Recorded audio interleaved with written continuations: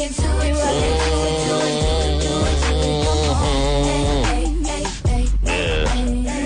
there. Hey. What's up? You see that Mariner game last night? No. You didn't? I just saw... Well, you missed out on another scenario that we've seen so many times that Terry, Yeah? if only people in this world would listen to me all the time. Well, I thought you had a talk. I had a talk, but the person I had a talk with doesn't have the power to make the decision, the move. I know, but can't they, suggest in a meeting, I'm maybe? sure it's been suggested. But it's the same scenarios I've described over and over again. Mariners scratch and claw, showing gumption, Terry. You know what gumption is? I do know it's what like a soup from the That's South. right. Showing gumption to score 4 or 5 runs in the top of the 8th to take the lead. 4 runs, top of the 8th, take the lead, 5-4, Terry. Right. Only to bring in that fat meatball with a dead arm reliever of theirs that they call a closer. Right. Apparently the Mariners are the only one who doesn't realize he has a dead arm. Throwing batting practice up there. Okay. You scratch and you claw, you get back in the game, you take the lead, you should be in first place in the American League West if it weren't for your closer. And they keep sticking them out there to blow games. Man, it's irritating. The fans should just be irate. It's like Groundhog Day. It was exactly Groundhog Day. We saw that one, the same exact game in Fenway Park. That's when I told them right then and there they should have replaced him. Yeah. Mm-hmm. Anyone in their bullpen is better. Yeah, probably. Guardito, it's not his fault at this point. It's not Guardito's fault. He's got a dead arm. What can he do? They keep throwing him out there. Hey, you keep calling me. I gotta go. Right. I don't know why you're putting me out there. He's probably thinking to himself. But and the manager Terry, the Mariner manager, if you were watching when the home run was given in the top of the 9th to the or the bottom of the 9th to the opposing team to tie it with 2 outs. With 2 outs. Oh God. The Mariner manager Mike Hargrove was blowing his top in the dugout, kicking. He should be kicking himself. Well, but who's he mad at? Be mad at yourself, you freaking fool. But hey, couldn't he have also gone and said, look, you guys, to the owners and said, hey, we don't have a closer. And they do have a closer. It's the job as manager to shuffle it around. Make Guardito at best a guy who comes in to face one batter, a left-handed hitter, Terry, like a lot of lefty relievers do. That's all he's good for, if he's good for anything. I don't even know if he's good with that. Okay. And make Soriano could be the next Mariano Rivera. You're familiar with him, like you're familiar with Gumption, right, Terry? Yes. Make him your closer. Right. Goodness sake, I want to stop talking like this. Okay, Regis. It's almost comical at this point. Well, it's almost comical to see how many fans they have actually show up in the next homestand. That's what it's come down to. Yeah, I mean, was going to say. They're putting him out there because they made a decision in the offseason to re-sign him to a $6.5 million contract, so they feel like they have to get something out of him. But he's costing them a lot more than $6.5 million. He's costing them fans in the seats all through the summer. No, you're right, because it's interesting because I can always tell, because, my husband, he works all the traffic and stuff. So usually it used to be... It may cost your husband work. Right. If there's not enough fans there. They may not need him outside the stadium if there's no one there. You're right. Guardito is affecting your home life. I know, damn. What the hell's going on? Come on, people. That's all I'm going to say about that. I want some overtime money. Keep them out there long into the night, people. Heaven knows Terry's not getting any overtime money working here when she leaves at 10:01. You can work till 10:15 and make a couple extra bucks. Maybe, yeah. Oh, jeez. But, direct some traffic outside the building? Right. Come on. That's true because, when he's home, when the game ends like 9:30, 10 o'clock, and he's home by 11, you're like going, oh, you didn't have very many fans there at all. Right, and expect it to be like he'll be home at 9:01. I know. I mean, like, what are you still doing here? I'm so used to him coming in at like 12, 1 o'clock because back, a couple of years ago, it was like, they had to close that, but they could actually close out a game. But now it's going to be like, honey, what are you doing? It's the 6th inning. Yeah, but no one was there. Right. Everyone left at the bottom of the 5th. Yeah, and all the vendors and stuff will be like, it affects everybody. Yes, it does. It absolutely does. And they refuse to make a change. Sooner or later, they're going to have to hold a press conference and say, we didn't want to give it to the team man, but he's right. And we have to make a change. Time for another billboard, damn it. Yes, that's what it takes. I'll be more than happy to put up a billboard to let everyone know that Guardito's arm is dead. Okay. Refuse to win. There you go. The T-Man. We couldn't believe it either, but Anna Nicole Smith may be pregnant. Oh, geez. Word is that the father is a friend, but no additional information was available by our deadline. Maybe it was just a delayed reaction to the old geezer she was married to, Terry. His sperm just a little slow. Needed a cane to get to her egg, you know what I'm saying? Wow. Mm-hmm. Well, then she'd have the right to the money, I guess. That would seal the deal, wouldn't it? Yeah. Delayed. Anna Nicole Smith may be married, they're saying. Yeah, and they say, because I have some additional information on Not this. married, pregnant, right? What did I say? No, pregnant. Married. Yeah. That's worse. Maybe pregnant. Maybe pregnant. How would you ever know? How could you ever tell on her body? She's so she's big bone. Yeah. She's so thick and big bone and thick. But if it's during the skinny time of her big bone time. Would you love to give her a big bone, Terry? No. If I had one, I would. Oh, jeez. Terry, if you had one, would you? No. Come on, you had a big bone. Would you do it? No. Anna Nicole Smith? If you had a big bone, who would you do? Who would I do? Denzel Washington.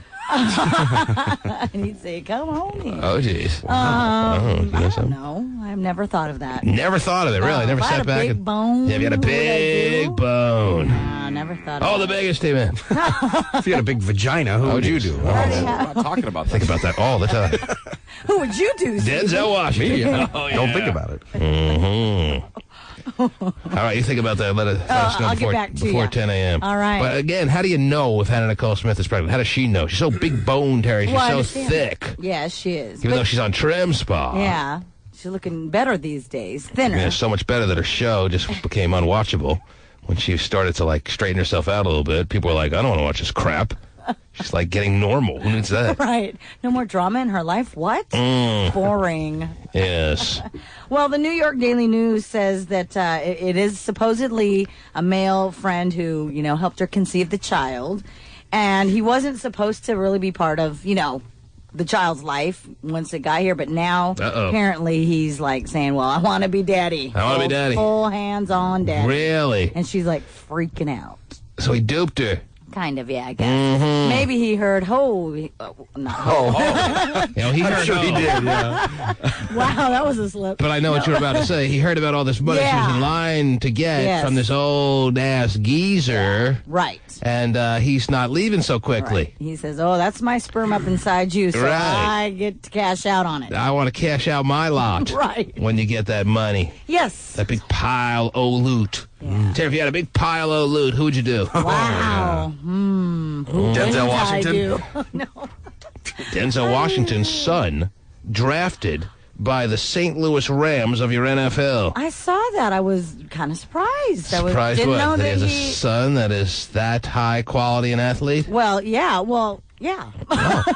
All right. Double yeah. Double yeah. Whoa. Double yeah. Bonus yeah. Ha yeah. Mm-hmm. It's kind of, interesting to think that he's got a child that old. I think it was the St. Louis Rams. I think he's playing for the enemy. I think you're right. St. Louis, yeah.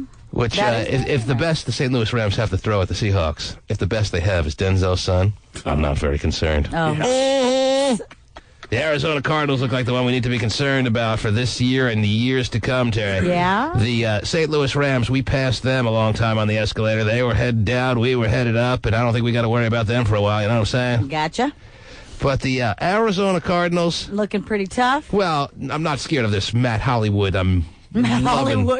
Love it, Paris Hilton Leinart. Right. All right. We've all established that he's kind of, kind of soft. Be more worried if Gay Lachey was quarterbacking. But they have some other players that need to be reckoned with, as we say in the trade, Terry. Really? Yes. Okay. If you had to reckon with someone, who'd you do, Terry? I don't know. Right in the wrecking. I don't know if I want to do it in the wrecking. What else is going on? What else is happening?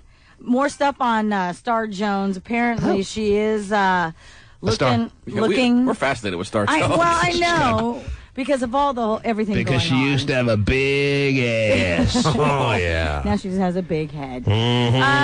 According to Entertainment Tonight, she is shopping around for another talk show. Is that right? Wow. Yes. So she's looking to see what's out there. She's putting out feelers, as we say in the trade, Terry. Feelers. Yes. Terry, if you had a feeler, who would you do? I don't know. Her contract is up later this year, so... Steven, you got feelers? Well, I mean, not right now, but you bring out the feelers every once in a while. Wow! Sure. Got to see what's out there. When was the last time you brought out the feelers? When you brought them out, did you sing feelers? Nothing more than feelers. Trying to forget my feelings. I don't need any help there, right? Geez. You really know that song, Steve? What was Morris Albert? Yeah. Morris the Cat. Wow. The worst song ever. It might be, but the worst song ever. The patient's looking for right now, of course. Pretty sure we don't have that. No, I doubt it. Anyhow, last time you brought out your feelers. I don't know really. Yeah. I like to keep them in How check. about this? The next time you bring out the feelers, it'll be in whose company? Well, probably when I'm looking for a job. Isn't that why you put your feelers out? That's not what I'm talking about. Anyway, her feelers are out. Stars are. Oh, those feelers. Yes. And some are saying that her contract either ends in August or September. Wow. So Rosie's supposed to be on in September. They got to renew her before Rosie starts. Yeah, but of course they better renew her. I want her sitting up there on the old panel with. You just want to see it throw with Rosie. With those two. Well, I'm not expecting them to start throwing blows at each other. Star's going to have her own show. She's not even going to be on that one. The Star Jones show is not happening, A, and if it did happen, it ain't lasting, B. Okay? It ain't lasting, sure, but... It ain't happening, A. Okay. You want to put money on it? Yes, I do. That she's not going to be on The View this year. In September. I will put money on it with you. Okay. That come September, Star Jones will be sitting there on the panel of The View. How much? Not necessarily like September 1st, but the day the fall thing starts. Whenever the season starts. Right. Okay. Not looking to win this on any loophole. The day Rosie begins. Right. Star will Jones will be sitting there on the panel of The View. How much? Think so. How much? Stock money! Let's wager! $10. No. That doesn't do it for me. We have to bet at least $500. Okay. That doesn't do it for me. All right, I'll compromise with you $100. $100. $100. Sure. All right, wow, write this one down, Pastela. I'll remember. $100. Right. Yeah, you'll remember, but I won't. $100, and I'll win the bet, and I'll forget to collect. Like, I'm sure I have a lot of bets with you guys. I'm sure. Yeah, tons. Is there any bet, seriously, just don't tell me what it is, but tell me if you guys, honestly, because I've done this many times, has there been a bet lately that I've made with you that I haven't collected on? Nope. Nothing you can do. I don't bet with you anymore. I'm done. Good. I don't like handing you money. All right, anyhow. The little guy used to write him down and put him on the wall. Oh, I know.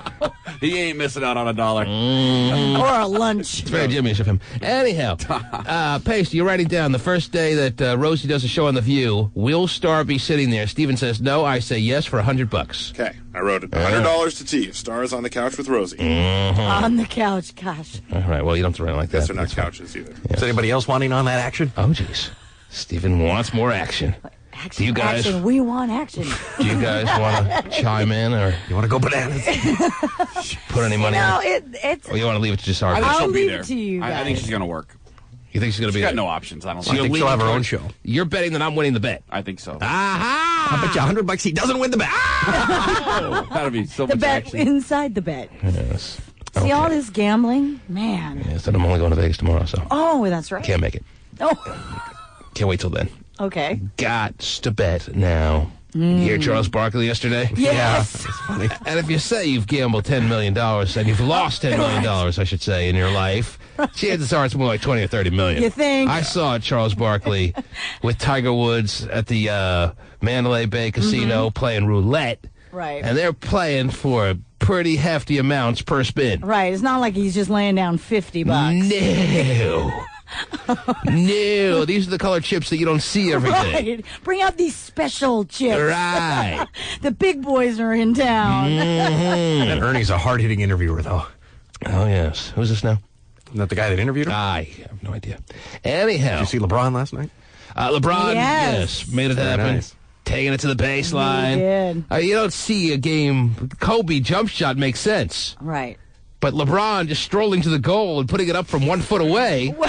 I mean, what, is Eddie Gordito guarding him or what? Well, that's, afterwards I was listening to Barkley. Charles, and that's what he was saying. He's like, they are the worst defensive team. How do you let him just get by? Tell you what. They would have called a foul. Charles probably. Barkley may be gambling his life savings away, I don't know. But he is damn good at his commentary. Post-game, halftime. He just says what you need to hear. He is very good. Doesn't put any filters in. Right. They're just the worst defensive team ever. Can they play defense? I saw that, Terry. I know. I think he's expanding by the minute, too. God, God, he looks bigger than ever.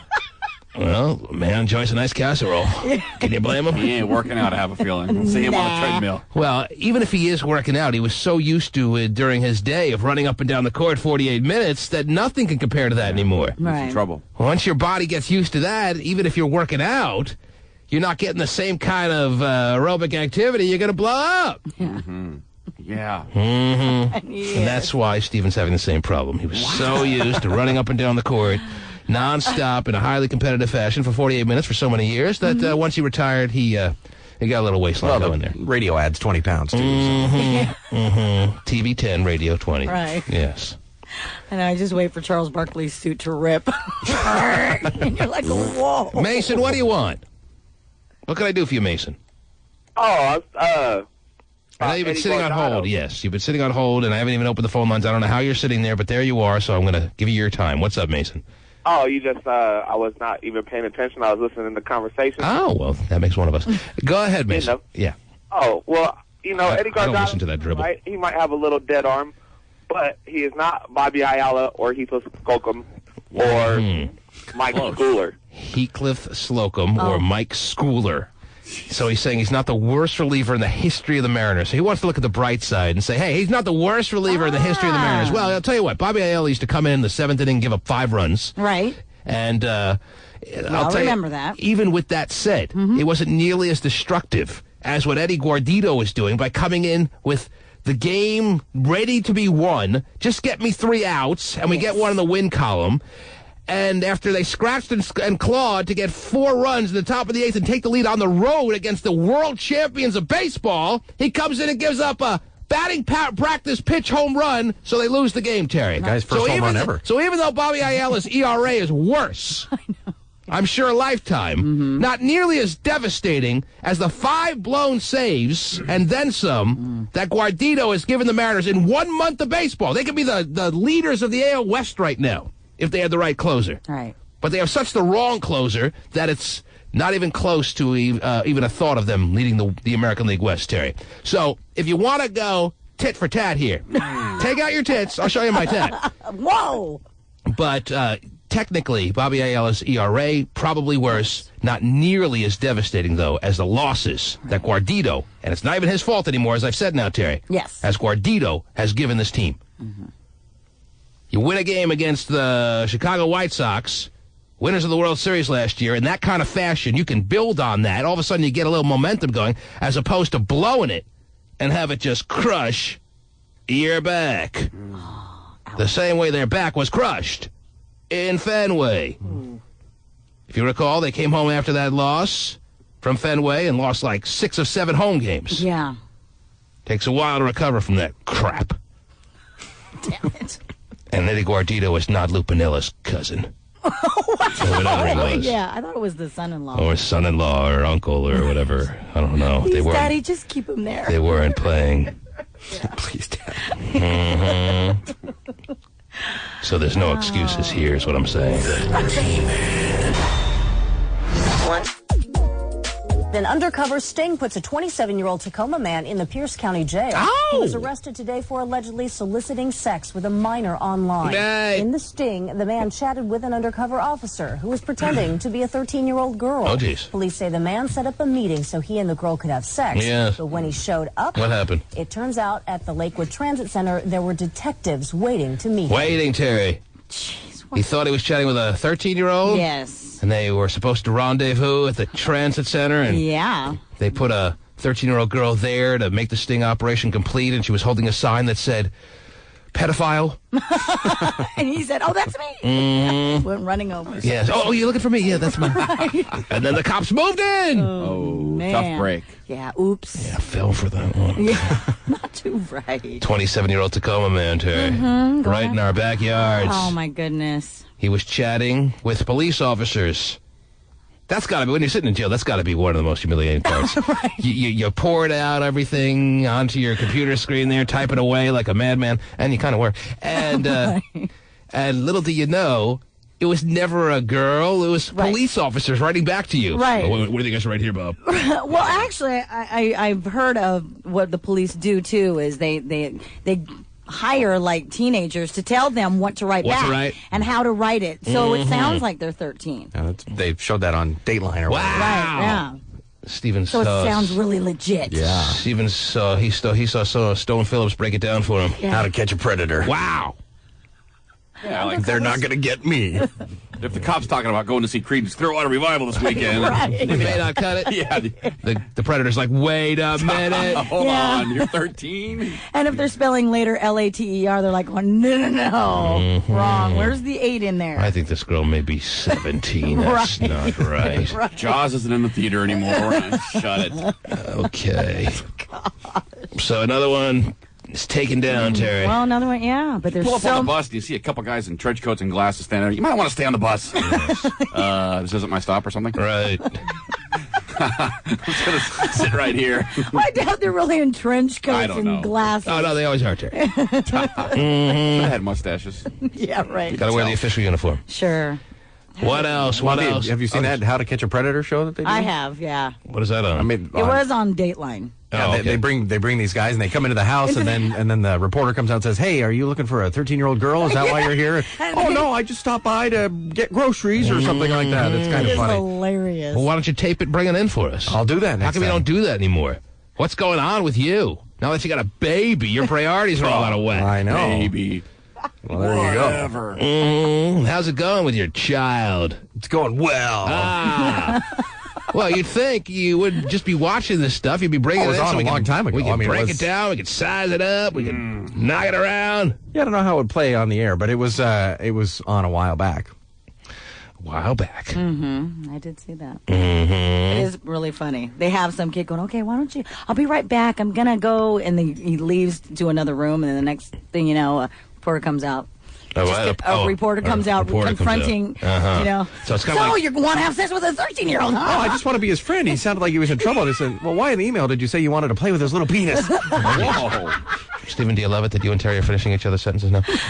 We're imagining. So it's kind of like Cheaters for pedophiles. Oh, yes. Right. Yes, it is. Can't believe this show Cheaters still isn't in prime time. Is it still on the air at 1 a.m. on a Saturday morning? I guess. No, we watched it last I feel like weekend. I've seen every one of them, so I quit TV on it. Really? Yeah, I'm not sure they're making new ones. I mean, they could be, but there for a while I felt like I was... Well, let them hand us the keys to that show. I think it was at 11 o'clock or 12 o'clock on Friday. Right. I think. But there's like 10% of me that thinks it's fake, so I have trouble watching it sometimes. They're still showing the one of the dude being stabbed on the boat, or what? Yes. But they're always like sitting outside at the restaurant, like conveniently, you know. Your boyfriend is with her right now. Would you like to go? They never say, nah, I'm out. Nah, she's a bitch, I'm out of here. Right. That'd be rad. Yes, I do want to go. I love it when they show him on the little, camera. Right. Oh, and day 10. Yeah, day 10. Charles is with the woman who's now identified as Lisa. Right. Like it's real computerized. Real surveillance work. Right. Well, we found them engaged in a kiss. Oh, I hate that. Man, you cheater. Anyhow. Oh, my goodness. How do they... Vanity the Pool, you watch the show or not? I've seen it once. Once? How do you watch once? It's like having one... I don't know, but the one that I did see is the one where the dude got stabbed. Potato chip. It's like having one Lay's potato chip. How do you do that? I've only seen it once. I don't know. Do you sit around having one Dorito? Well, at your size, maybe you do. That was good. Well, boy, am I stuffed. One bag. Exactly. One full family-size bag for Steven, yes. The only one I seen was a guy getting stabbed, actually. And that's the one they show over and over again. Yeah. See, I haven't seen that one. Never saw No, I never saw it. The host gets stabbed by the people they're confronting. Right. The dude on the boat. And maybe the new host is like, we should probably stage this. Maybe. I sort of like my lungs. Right. Yeah, I never questioned. Maybe they have some new episodes that look like they're being staged, and maybe they are now. But I never questioned when I watched it. I've watched it for about a year now. But I never used to question that it was staged. It looked just too... just whacked. Yeah, it'd be the best actors ever. I mean, they're crying, they're freaking out. Right. Do you know how long he's been married? Oh, I'm his girlfriend. No, you're not. Yes, I love when the women confront. Women fight each other. Yeah. Beautiful stuff. The wife's like, he has herpes. Did he tell you that? Yes. I know. But I'll get myself checked just in case. What else? What else is happening, Terrence? Well, it looks like, according to the British tabloids at least, that Tom Cruise and Katie Holmes actually did sign a prenup. $40.5 million was the prenuptial agreement. Oh, geez. The terms are that a $14.5 million trust has been set up for their daughter, Suri. The point is, Stephen, that if there's something big time happening on TV, do you have the mindset now to tape it, bring it in, so we can break it down? Oh, yeah, sure. Well, when was the last time you actually did that? What, is Oprah not doing shows anymore or something? Well, when they've stopped getting played, you don't bring them in anymore. Mm-hmm. So you're telling me you're suggesting that you were bringing in big time valuable stuff. Well, no, we used to talk about it, and I would say, "Do you want me to bring this in?" And it was not, Huh? Have you brought in something that I never played? Yes or no? Yeah. That's the allegation you just made. When was the last time you brought something in that I didn't play? Well, I don't write things down, so I don't know, but I'm sure it's happened. I know it's happened. Whatever. Then give me an example of what you had that I didn't play. Well, there's been Oprah's and Dr. Phil's, and because we were getting overrun with them, probably. Right. You didn't want to play them, so. Overrun with Dr. Phil? Can't get overrun with Dr. Phil. Everybody knows that. All right, so Suri's taken care of. Is that right, Terry? Well, it looks like it. Oh, if they don't get married, and if they do get married and then divorce, then Katie gets the rest. So. They're the only ones that have a prenup that aren't married. Yeah. Mm-hmm. Isn't that great? That'll probably never get married. Right. Yeah, in case we get married. And then in case we get divorced. Right. Everything's covered. Right. Jesus. It's a healthy relationship. Yeah, real healthy. As far as Heather Locklear and that whole, divorce scandal, all that. Right. Apparently she has hired Charlie Sheen's divorce lawyer. And those two, it looks like, are going to hook up, not, in the sexual sense, but as far as... Don't be so sure, Terry. How great would it be to see the host of Cheaters saying to Heather Locklear, okay, Denise is with your ex-husband right now. Would you like us to take you there? Yeah, I want to go see that bastard. Right. Would that be great? Mm-hmm. We were best friends, you bitch. Right. Be great. You're the one who told me to get rid of the loser. Now I know why. Well, did I ever tell you he has herpes? Oh, yeah. He's definitely got something. Very, very likely that Charlie Sheen has some kind of STD, you know what I'm saying? Yeah. Okay. I'm sure Heidi Fleiss can vouch for that. Susie? Hello? Yes, Susie.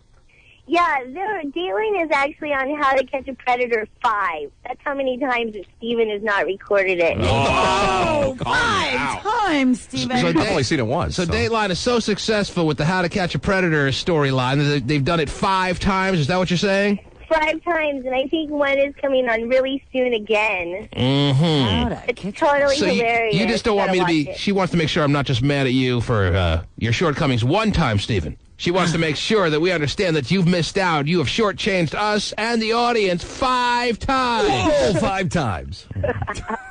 She's loving it, too. So, Susie, you've watched all 4 up till now, or what?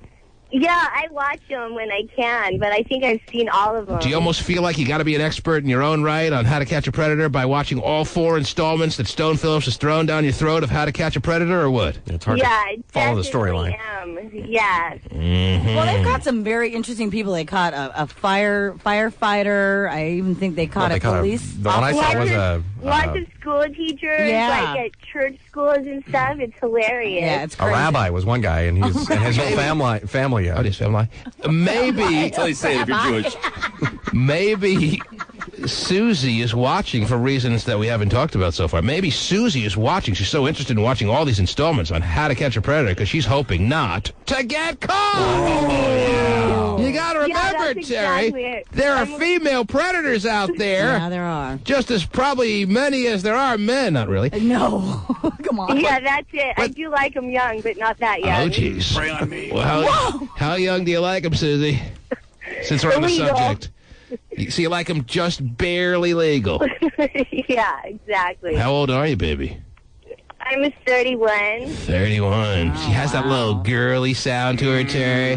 So when the guy thinks that he's talking to an 18-year-old on the phone, it's really a 31-year-old Like woman. if I was a predator and I was talking to this girl, I would buy if she would tell me that she was 17, 16, 15. Oh, sure. She's got that little... Oh, really? Yeah, yeah. I love it. Mm-hmm. But she's 31. Yep. And she's obviously yearning to be young, and she likes her men like 17 and a half. Yeah. And are you married, Susie, or no? I am married. Oh, you are? And how's that working out for you? My husband is 38, though. He's 38. Yeah. That's why she likes him young, Terry. He's getting too old, man. How long have you been married, Susie? I just got married in August. Wow, newlywed. Yes, and how's the newly married sexual experiences you've been having for the past number of months? Oh, geez. Does that say it all right there, Terry? Yeah, bad sign. That was a negative sounding She is not loving marital sex. Not nearly as exciting as pre-marital sex. That's right. There just hasn't been nearly enough sex. Wow, you need a lot more, huh? Mm-hmm. So where are you going to get it from, baby? If you need it, you got to get it. Where are you going to get it from? High schoolers. Yeah, high schoolers. That's why I'm watching the How to Catch a Predator show, so I can get schooled. Well, you're obviously headed somewhere, perhaps headed to work. What do you do, if you don't mind telling us in a general sense, so we can get an idea of who is in line to do you? I am heading to work, and I run an art department, actually. Oh, I bet you do. Grab a hold of your easel. Whoa. Wiener painting. I got some watercolors for you. Check out the big brush. Big sable brush. Right, the sable brush. Yes. You want me to dip it? Wow. Big long strokes there, Susie? Yeah, that's right. Hey, I gotta go. I'm almost to work. Yeah, me too. Yeah. Later. Yeah, bye. Whatever. We're heading too close to home, Susie. Is that the problem? Yeah. She pulls up to the high school. Got to pull over on the side of the road and masturbate. Whoa. I get it, Susie. I don't blame you. I make myself hot, too. Huh? All right, yeah. What? Terry, Susie. You need to pull over? Yes, I'm pulling over right now. Thank you for reminding me, yes. The T-Man. It's Denise Richards speaking out for the first time since landing at the center of Hollywood's newest scandal. Right. All I can say is things aren't as they always appear to be. In an exclusive interview. Thanks for the deep thought. Yeah. Denise Richards is coming out and saying things aren't always as they appear to be. Really? Especially when you look in one of those funny mirrors at the circus. Right. It's Denise Richards speaking out for the first time since landing at the center of Hollywood's newest scandal. All I can say is things aren't as they always appear to be. In an exclusive interview with TMZ.com, Denise denies the buzz she romanced Heather's soon-to-be ex while Richie Sambora was still married. Oh! I'm sad that Heather has come out and portrayed it differently than it is. And how was it? Heather knows why and when her marriage ended with Richie. The moment he put his schlong in you. Yeah. Whoa. Mm-hmm. You home wrecker. Now what isn't as it appears to be, Denise? What are we missing? Hot, dirty. Yeah. Fact is, you're sleeping with your best friend's husband. Your best friend forever's husband. Yes. How do you explain that, Denise? Why don't they let me interview these people? I know, huh? All I know is you're running around, screwing around with your BFFs. Former husband, Terry. And why is he your former husband? Because you're running around, screwing around with him. Right. Huh? Explain it! Answer me! Portrayed it differently than it is, and Heather knows why and when her marriage ended with Richie. So she wants to deal with the semantics of it. She wants in an effort to relieve her own conscience, Terry, to be like, well, nope, they were broken up when I first started getting going with them. Right. Yeah, the day before, yeah, so we're cool. Yeah. It's all good. Single.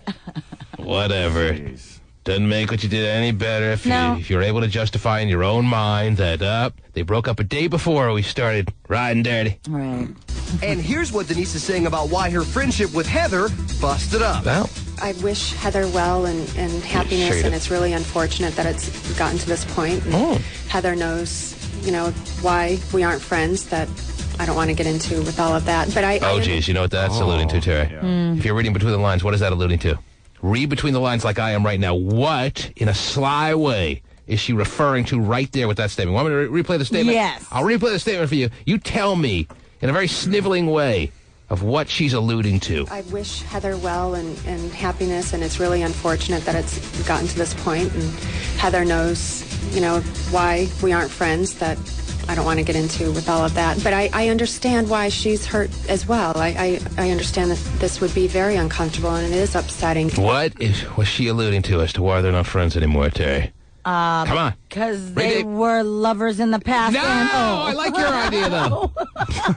I like your idea better than mine. I don't know. My analysis of what she's trying to say in a sniveling way that she knows people will be able to read between the lines about is quite different, Terry. Okay. And it's really low-rent tactics. Yeah. Stephen knows, apparently, from the way he's reacting. Let's have Stephen tell us. Stephen, you heard Denise Richards say it twice as it pertains to Heather Locklear as to the true reason they're not friends, but she doesn't want to get into. What is she alluding to? I think she's alluding to the fact that Heather's a bitch. No! And wronged Richie herself. Incorrect. Oh. Two wrong answers. Uh-oh. I'm going to play game. I'm going to play the line one more time. Yeah, maybe I misheard it. Read between the lines. Read between the friggin' lines. That's what Denise is counting on, that you'll be able to read between the lines, and yet you guys are not reading between the lines. I mean, Terry thought they were lovers. I wish Heather well and happiness, and it's really unfortunate that it's gotten to this point. And Heather knows, why we aren't friends, that I don't want to get into with Heather knows why we aren't friends, that I don't want to get into in this kind of setting. It's not right for me to do that.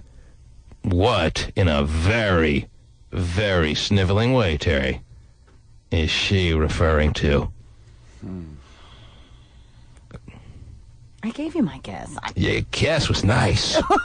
Yeah, that's a good thought. They were definitely. actually lovers themselves. That we were lovers and it just didn't work out for us. Right. Oh, I love it. Right, until Charlie. No, I'm talking about the realism of her comments. Heather couldn't get it done in the bed. Oh, Vanny the Pooh, is he raising his hand? Vanny the Pooh wants to take a stab at this? A 21-year-old thinks he's dialed in. Worldly enough to be dialed in and read between the lines here? I think what she's trying to say is, I got your ex-man and I don't care. No. That's why we're not friends. Incorrect. That's what I was thinking. No, that's not. She's trying to drag Heather down even more, but trying to make it seem like he's taking the high road. Right. Now, what is she alluding to? Hopscotch, you feeling like you're getting this or no? I think there really is nothing else. She's just saying, well, I don't want to get into it. She is making a direct reference to something with coming as far from making a direct reference to it, if you know what I'm saying. Terry, she's making a direct allegation. Steven's me. Let me finish.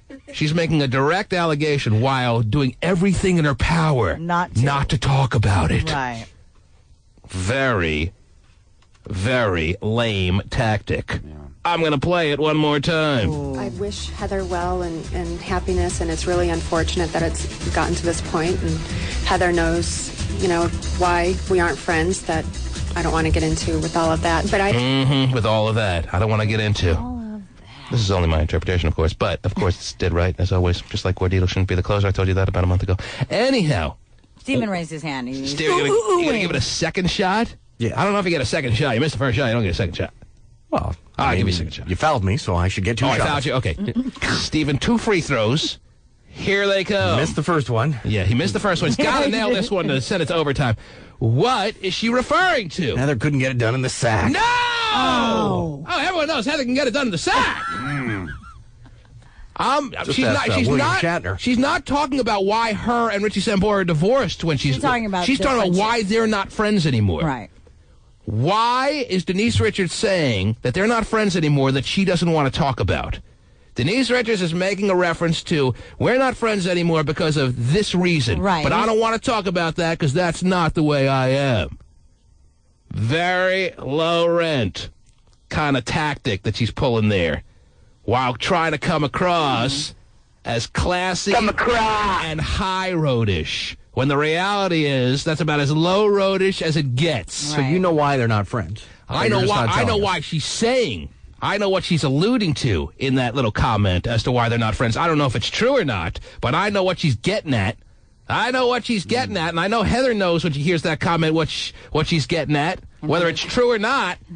And Denise is counting on that. Everybody, yes, Denise in a sniveling way, Terry, is counting on that everyone's going to get what she's getting at without having to say it, because she's such the classy, high roadish lady. Sure she is. Now, what the hell is it? Am I the only one who gets this? I think Denise found out that Heather's an alien and she has a zipper cocoon suit. I mean, she does look pretty good for her age. I mean, come on. All right, let me go to the phones because the listeners must know. Oh, okay. I believe the listeners always know, Terry. Yes, they do. The listeners are very, very bright. Not that you guys aren't. You just missed this one. Okay. Oh, that was nice of you to put that on there. That's the truth. Well, if I thought you all weren't bright, I would say so. I say that once in a while about you, Stephen. But right. Oh, I know. But just because you didn't get this one doesn't mean it's any knock on your intelligence. We all have bad games. Mm-hmm. Let's go to Sarah. Sarah thinks she knows what Denise Richards is talking about as it pertains to her former friendship with Heather Locklear. Yes, go ahead, Sarah. Well, I was just thinking that, she's only doing that because she used to mess around with Charlie back in the day. No. Eliminate. I even knew that. Even though there's all this scandal about her messing around with Charlie and him, Richie Sambora messing around with Denise, take that out of the equation. So Richie and Charlie are out of the When equation. it comes to this comment, Richie and Charlie don't have anything to do with why Denise is alluding to the fact that her friendship is no longer a friendship with Heather anymore. Okay? Denise wants to do whatever she can do to take Richie and Charlie out of the equation, to give you another reason that makes her look good as to why they're not friends anymore. Now, what is she referring to? It's like a fun game now. Woohoo! What's the big prize? There is no prize. The prize is knowledge. Just getting right, yeah. Yes. Prize enough. I'm going to keep the receipt. Robert! Hey, T-Man. Yes, Robert. Do you have the answer? Yeah, I do. What is Denise referring to? I think Heather Locklear fell in love with Charlie Sheen's... No. Say it one more time and let the delay kick in so everybody can hear it. And let's hear how many times do I have to play it? Well, no, I'm saying that we're taking Charlie and Richie Sambora out of the... Don't even bring them into Denise, the fold. in that comment, is taking them out of the picture. Strictly between the two women. Mm-hmm. Yes. Heather has done something that has allowed or not allowed Denise to carry on any further friendship with her. Because she's gotten too fat. What is it? I can't believe we're still talking about this. Me either. Can't believe no one's guessed this. What is she referring to? Or maybe to give you a little bit more of a hint, what is she exposing? Oh. Well, play the quote again. One more. How many times do I got to play? Well, because you keep giving clues, you know. Now that I've given some new clues. Ooh. Here again is Denise's very subtle, not so Everybody subtle. quiet now. Well, how about you? Here is Denise's subtle or not so subtle a comment. Bust it up. Oh, geez. I wish Heather well and happiness, and it's really unfortunate that it's gotten to this point. And Heather knows, why we aren't friends, that I don't want to get into with all of that. Mm-hmm. The clues didn't help.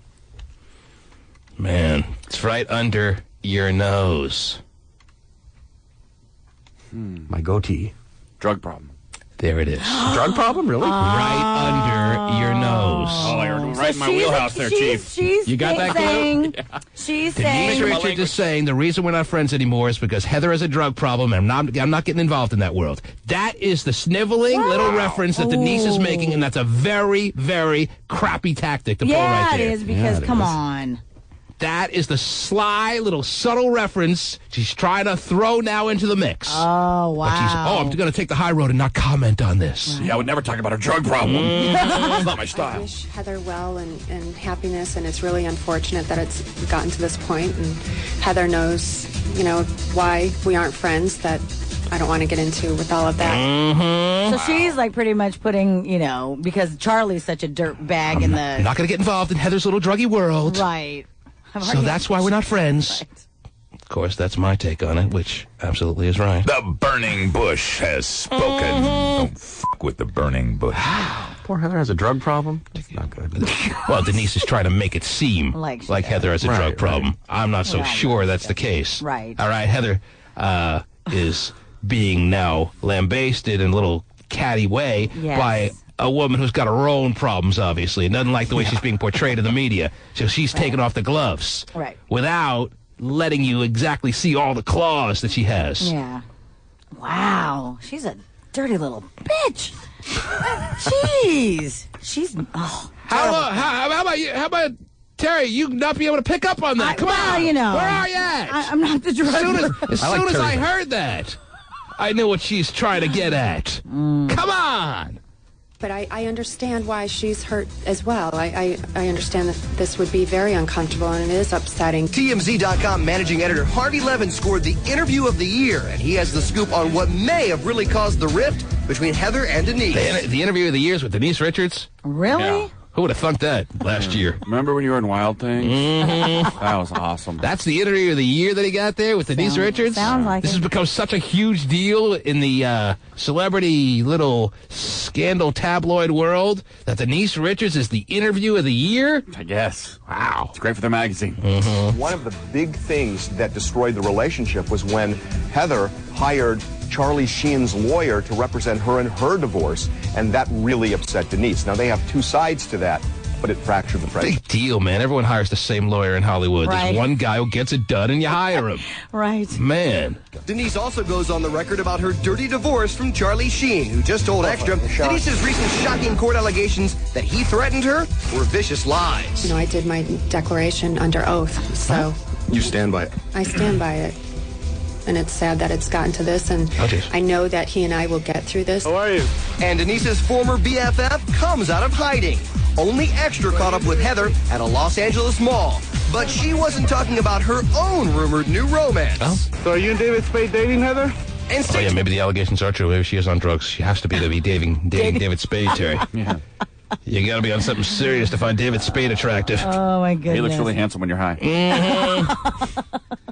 Explains my wife's truck problem. Oh, dear. Oh, my goodness. You got to be pretty coked up to find David Spade and say, hey, take that massive muscular body and do me. Come on, David. Bring it on. Man, Denise Richards. Whoa. Okay. That would be something if that, truly was it. I don't know if it's it, but that's what she's talking about. And stay tuned for the next chapter of the Heather, David, Denise, Richie, and Charlie soap opera. Ah, I love a good soap opera, Terry. And these are great characters. Yeah, they are. The part of David Spade will be played by the T-Man.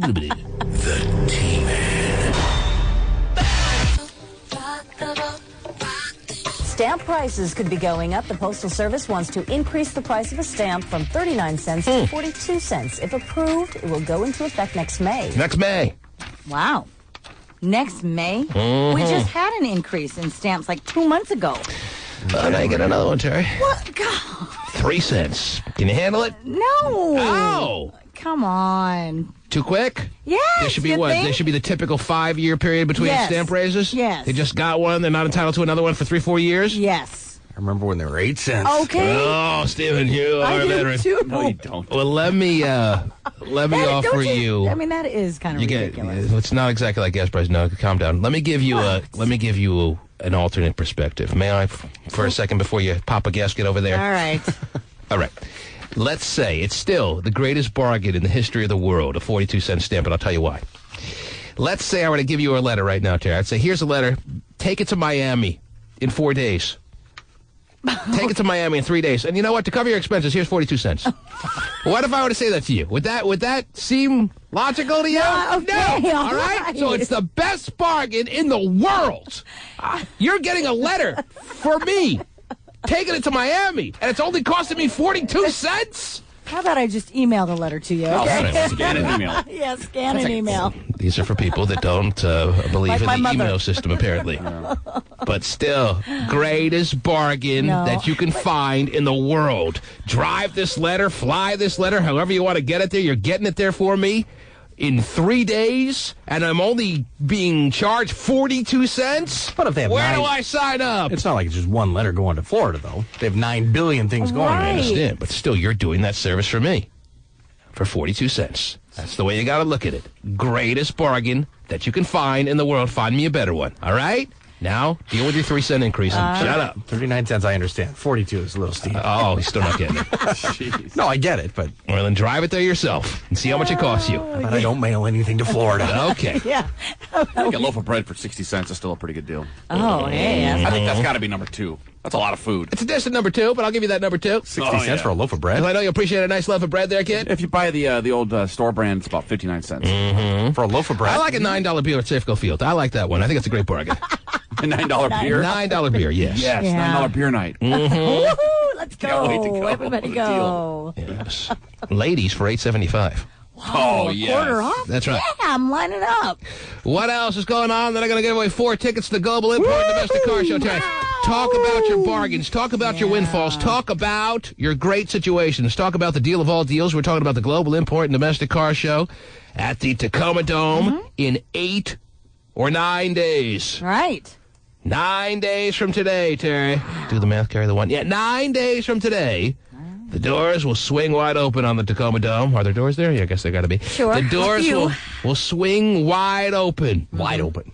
And the Global Import and Domestic Car Show, put together by Cube 93 and KFC, will be underway. I don't think Pamela Anderson will be there. She doesn't believe in KFC. But we all, No, she doesn't. the rest of us do. So, it's going to be a pretty interesting afternoon and evening. That is true. But before I give away 4 passes, give me one quick story, one of your favorites. What do you got? Well, this is actually kind of interesting, seeing that I have a child. Well, I'm telling you why I think it's interesting. Give me the one below it that's really not interesting at all. Well, just because I have a child. Concrete is hard. Oh, geez. Because it deals with underage drinking, and I have a child in the high you, school age where, that happens. All right. Well, we don't know what you're talking about yet, but go ahead. According to a new report by Columbia University in New York. Right. Underage drinking. As opposed to the Columbia University in Fife, yes. Okay. Right. Underage drinking is a $22.5 billion a year industry. You got to keep your customers happy. Jeez. Got to do what you got to do for your consumers. I mean, those 16-year-olds need to be catered to when it comes to alcohol. That is wow. If it's that big, a booming enterprise. Oh my gosh. Mm-hmm. They say that means underage drinking makes up 17.5% of all the money spent on alcohol in the U.S. every year. Well, I got to make sure I buy more stock in underage drinking today, Terry. I didn't realize the business was booming so much. Call my broker. Profitable, man. That's right. It's going up, too. Jeez. Well done, 17-year-olds. Well, 20-year-olds, too. It's like, of course. I mean, freshman, sophomore in college, it makes sense. Mm-hmm. So you're a little bit, you're appalled. If I'm reading the look on your face, Terry, you're a bit bothered by this. I am, because it kind of makes me nervous. I mean, okay, the 20-year-old, because, you're almost there, but to me, it affects me more of the high school. You thought there were a couple of straggling rebels out there that were drinking underage, but the majority weren't? No, I The vast majority were. Of course there's everyone. You went to college for a minute, right? Right. Mm-hmm. Quick sec. Oh, just. You remember there was some drinking going on, right? Right. And you remember you were a part of it. Very much. Do you remember your age at the time? Well, I remember that back when I was in college, you could go to Idaho and I wasn't drinking illegally. Oh.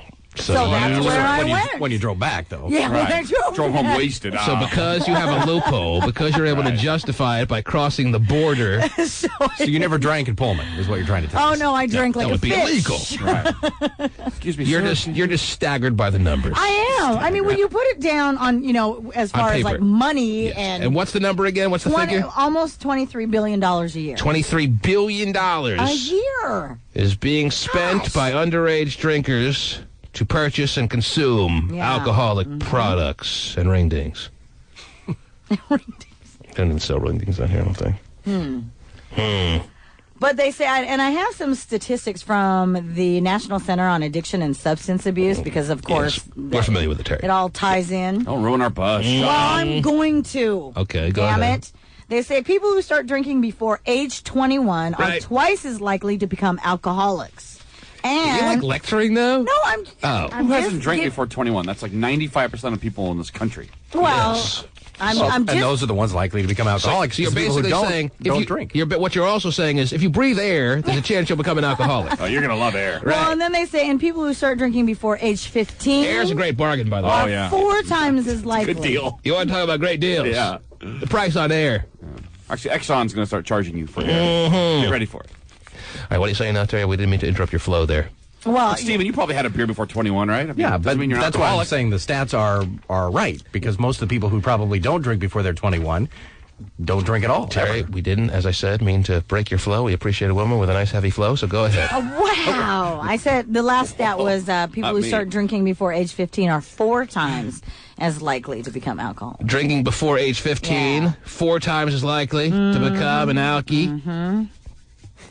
23 billion is what you said is the number. God, does that sound like 23 billion? Does that? I mean, isn't sounds like a lot of money, and it's only a $24 billion industry. No, and then actually they say that combined underage drinkers and adult alcoholics account for $62.9 billion a year in alcohol sales. Adult alcoholics are people who drink alcohol. It says adult alcoholics. Or almost 49% of all the money in the U.S. that's spent on drinking. That's from Forbes magazine, by the way. 49% of the money spent on drinking is what? Is by underage drinkers? And alcoholics. And adult alcoholics. So if you were to take out all the alcoholics and all the underage drinkers, the industry that is the alcoholic food and, well, I guess not food, but beverage industry would be cut in half. Yeah, probably. Well, yes, according to the stats. According to the stat.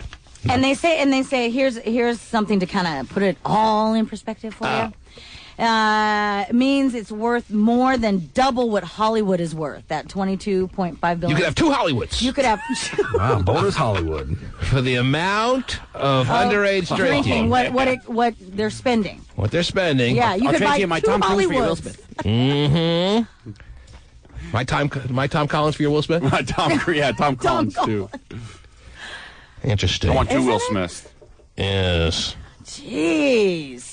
Well, I don't know if it's really interesting. I kind of just going with the flow right now. Oh, you're just trying to, humor me with my little I don't think you really told us anything we didn't know, except you're dazzling us with some... You knew that it was $23 billion a year? If you would have let me finish, I was about to say that you kind of just dazzled us with a couple of fancy figures there, but no one is shocked that there's some underage drinking going on. Whoa! The QFC in U Village is the #1 seller of beer in the state. Really? It's not probably all because of all the adults that live around there. Oh, wow. I didn't know The QFC in the U Village. And I contribute. Is the #1, but you do it legally. I didn't know back in the day. Back in the day. Because he's buying for all the college students. Come here, little girl. What you can do for me. That's why they can remodel and be so nice now. Wait, say that one more time. The QFC in the U Village is what now? I heard the #1 seller of beer in the state. #1 seller of beer? Really? Well, beer makes sense. Right by the college. Right, that's what I'm saying, but it's not all from 22-year-olds. I understand. I'm it's not a surprise to anybody. I'm surprised that it's here at U Village when you would think it would be like Pullman, which is... There's not as much students there. Believe me, if they had as many students, they'd be burying the QFC in the U Village. But they have 1/4 the population at their school. The Pullman Family Grocer. #2. Right. But trust me, they're coming close. I was going to say, I know that for Making sure. up for lost They're time. giving the U Village a run for its money. Yeah, they are. Kareem! Are you there, Kareem? Yes, I am. What can we do for you this morning, sir? I'm trying to win some tickets, T-Man. Yes, you are. I mean, I call you Lou Alcindor. And Kareem, you have 3 friends in mind that if you were to win these tickets to the car show, that would be lucky enough to join you on May 13th, or you haven't decided on that yet? Well, I only have one person in mind, but I think I get 2 more people. Well, are you saying then that in a generous fashion that if you were to win, you would only need 2 tickets and we'd be able to give 2 tickets that would have been yours to some other lucky listener? That's very, very much of a nice gesture of yours, Kareem. Well done there. Thank you. Oh, he's going to do it. Anyhow. All right, so you want 2 tickets. 2 for... Well, but you'll take 2. 2 is good. All right, hang on. We'll give you 2 tickets. He's not very greedy. Yes. That's great. Kareem, see how easy it is when you only ask for 2 tickets? You've won. I won't even have to put you under any kind of microscope as far as learning more about you. I'll give you an easy pass to Pasty Dave. Oh, boy. He still gets Dave. That's good. An easy pass to Pasty Dave, Terry. Don't pass go, Good job, Kareem. Mm-hmm. So does that mean the other 2? The other 2 are up for grabs right now. Really? Whoever gets them's going to have to work for them. Oh, boy. And work they will. Yeah. Catherine! Catherine, are you there? Yes, I am. What can we do for you, love? I needed to talk to you about a couple of issues with a guy, I guess. I need your advice. You're like the only person... You give everyone advice. That's right, and I give it free, and I give it the best. And exactly. I give it the best way. The advice? Yeah, we're not talking about that anymore. Oh. She doesn't even want tickets. Kareem only wanted 2. She doesn't even want any. Wow. I want some tickets. Oh, you do? He was very generous. I will be happy to take them for him. Well, let's talk about your relationship issues first. If we can get to that and get through it quickly, then we can move on to giving you your tickets if we feel the need. What's your situation, Catherine? Okay, my situation. I just separated from my son's father, it was about a year ago, but we were together for 7 years. I've been out and I'm meeting people and, getting out there and it's been great. But I'm like, wow. Go ahead. But I met this guy that I really like and we hang out a lot. And how do you bring in the friends with benefits? T-Man, come on. Yes, I'm sorry, what? Listen to my words. Yes, I am. That's the problem. Yes. He is. Can't you tell? Okay. Yes, Catherine. Yes, but how do you bring in that whole, This is what all doctors, psychiatrists are thinking, Terry, when they listen to women tell them their problems, but they don't say it outwardly like me. Good thing you say it outwardly. That's right. I have nothing to hide. Right. Oh! I wonder what color her underpants are. All right, so you got a new guy, and you want to introduce the friends with benefits angle, but you're not sure whether he's going to receive it well, whether he's going to perceive you as this kind of slutville girl, or... Oh, yeah. How do you do it without being a slut? And then, how do you even approach it? I don't even... I'm just like, I was with the same guy for so long. Right. It's kind of new. How well do you know the new guy that you want to introduce the angle of friends with benefits to him, and why are you not interested in a relationship? Because you just got out of a serious one. You don't want a rebound emotional situation for yourself right now. So you just want to have sexual intercourse without I'm still a any. Woman. I want to have sex. Right. She's still a woman. This guy is yeah. And you haven't had sex since your ex-husband. Or your ex-boyfriend. But it's just been a while. Okay, so that means she has had sex since him. But he was him. It was him. Oh, the last time you've had sex was with your baby's dad. Yes. Mm-hmm. I still don't want to have to go there again. Yeah, you don't want to go back to him. You want a new, fresh situation / dick. And you don't want this guy. The last thing you need is this guy in the back of his mind to be thinking, man, what a slut she is. Yeah, exactly. So the proper way to ease herself into a friends with benefits kind of angle, Terry, without having this guy to be thinking in his mind, and what a slut she is. Isn't he probably already thinking, Start out being friends with dental. Mm-hmm. Oh, wow. Well, there's no magical potion. I'll tell you right now, there's no magical potion to get yourself involved in a situation that is only about sex and not really a relationship without the guy having his thoughts on this. Well, then that's all right. Then you've already established a friendship. He's probably thinking the same things you're thinking. He probably understands where you're at. He probably is going to understand that after 7 years, the last thing you need is another emotional roller coaster. And the chances are limited. First of all, he's going to love this. Yeah, I love it. Proposal. I was going to say, why is she all if he's any kind of normal guy, and I imagine you wouldn't be in a situation with a guy that's completely abnormal. So if he's a normal, healthy guy, he's going to be loving this lottery that he's found, this winning ticket. It would be? Well, yeah, it would be for him. I haven't seen you, but just hearing you, I could see it certainly as a big lottery ticket situation falling into his lap. But the thing that I would be concerned about, I mean, and this just coming as a woman to a woman, that oatmeal must is be that good even, I mean, is that she, I would guess that she's, even though she's trying not to become emotionally attached and she wants the friends with benefits, can't help it. It is difficult. Plus, she just came out of a relationship. If that happens, she'll deal with it. She'll deal with it as it occurs, Terry. It's no somebody biggie. that I would eventually maybe even consider a relationship and you know what? That's what she wants. Yeah, in the back of her, I was just about to say, in the back of her mind, that might be her ultimate goal, but she wants to, in order to put up defense mechanisms, at least convince herself that from the onset, that's not what she wants. So if it doesn't work out, she's not, again, just battered in the brain, Terry. Exactly. So we do, psychologically, we talk ourselves into the fact, well, I'm not going to get invested in him, I'm just going to have sex with him. When the reality is, and she knows better than anyone deep inside, that she actually likes this guy, but she's too fresh off the scars that were her last relationship. Right. So let's all humor her and make it like she's going to have just a sexual relationship with this guy when we all know better. Because the first time they do, he's going to be fine with it. Oh, my God. So don't worry about that. You've been friends now for a number of months, and we'd like your MySpace. So hang on. Very smooth, by the way. My MySpace. Yeah, I'm glad we thought of that. You thought of that. Hang on, and we're going to check out your MySpace, all right? Yeah, and you're going to give me some tickets too, right? No, not yet. Hang on. Take pictures of your kids down first. Yeah. Are Catherine's generally Catherine's good-looking? hot? Catherine's are usually leaning towards not hot, Terry. Okay.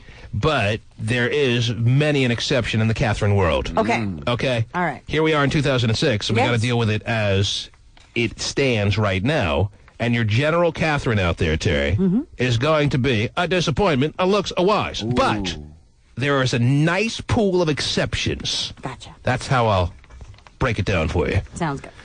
Oh, man.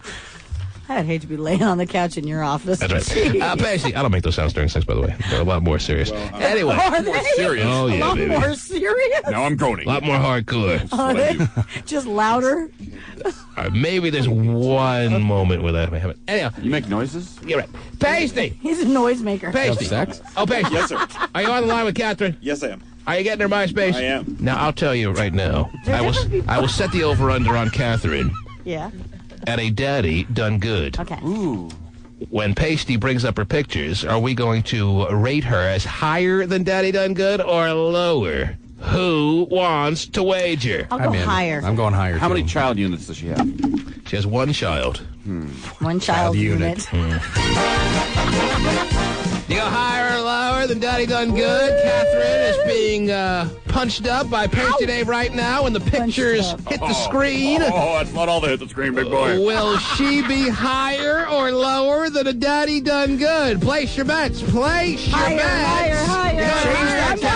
Change that, Catherine. She's got one child unit. What are you wagering? No whammies.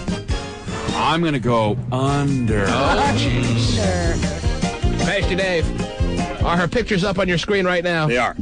And would you, with your very limited Pasty Dave ability to break down the T-Man scale, would you gauge, well, everyone out there, if they're not me, doesn't have an ability to gauge someone on my scale, Terry. Right. Would you place her as higher than lower than a daddy done good?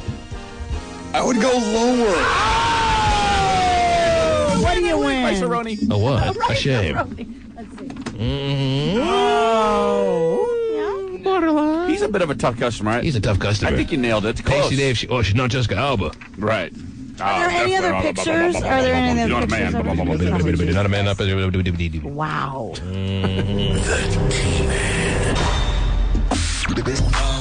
And a new study says full-time stay-at-home moms would earn more than $134,000 a year if they got paid. That's equal to a top ad executive, a marketing director, or a judge. Say thanks because Mom's Day is the 4th. Yay! Yeah, very nice. Well done. Stay-at-home moms are worth a fortune, it seems like, Terry. Mm-hmm. They are. Very good. Mm-hmm. Well done. Nice job taking the kid to the drive-thru. Nice work. Oh, I forgot you opened the sweet and sour sauce on his McNuggets. Yeah. Well done. Good effort. Oh, you flipped the switch to the vacuum. Nice job. Oh, geez. Good work. You are awesome. You are big time. $134,000. And maybe we'd actually agree with it if you didn't remind all the men out there of how hard you're working all the time. You can't put a price tag on what I do. Wow. Well, we just did put a price tag on. Take the kid to Taco Bell and shut up. Wow. Nice. That's sweet. Well, I shouldn't be speaking that way since my wife could be pulled with those ladies. Yes, she could. Yeah, I'm not talking about her. I'm talking about everyone else. Huh? All right, good. You just covered yourself. Yeah, good job bossing the nanny around. Well done. You put in a day's work. Wow. You really exerted some energy screaming at her. Nicely done. A new study says full-time stay-at-home moms would earn more than $134,000 a year if they got paid. That's equal to a top ad executive, a marketing director, or a judge. Say thanks because Mom's Day is the 14th. Absolutely. That's right. All right, we'll get you a gift certificate to Gene Juarez. Everyone keep quiet. We appreciate it. I think I'd take the cash maybe over a kid. Yeah. If they really got paid that $134,000 to forfeit having kids. Well, but you have to have the kid in order to make the money. Oh, jeez.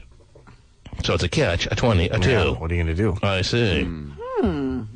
All right. Well, we could debate that all morning long, or we could move on. What else is going on your pile, Terry? I still have 2 more tickets to give away to the Global Import Domestic Car Show. You can't put a price tag on those. No, you can't. They're worth $134,000. Really? Let's go talk about maybe a little bit less. 2 tickets. 2 tickets we have left. Right. To the Global Import and Domestic a Car a Show. And Steven is going to spin the wheel. Oh, wow. Wow. Today's At some point. What are you're holding something up, so I don't want to interrupt that, Terry. What do you have?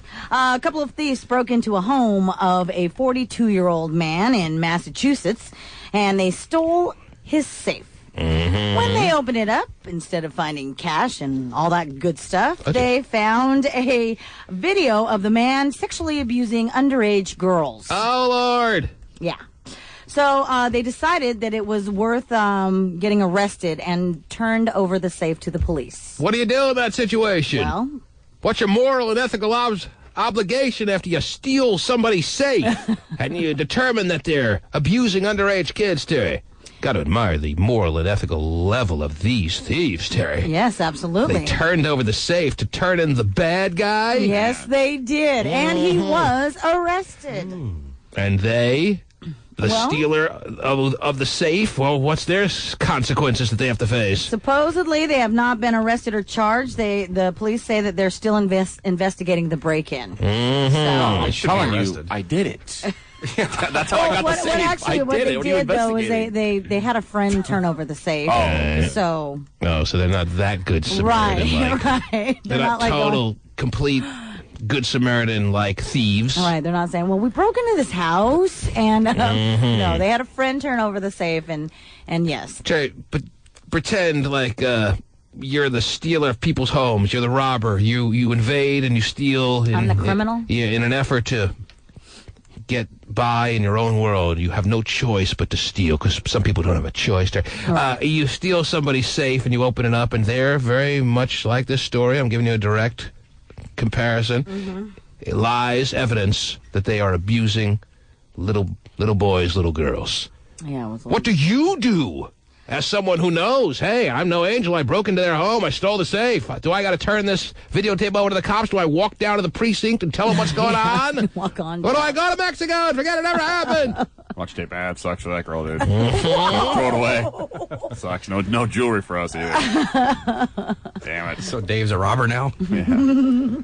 I would probably somehow try and turn it in. Well, somehow. You would be not a big heart thief. Yeah. Well, anonymously mail it. Anonymously mail it. I just call JD. He wouldn't turn me in.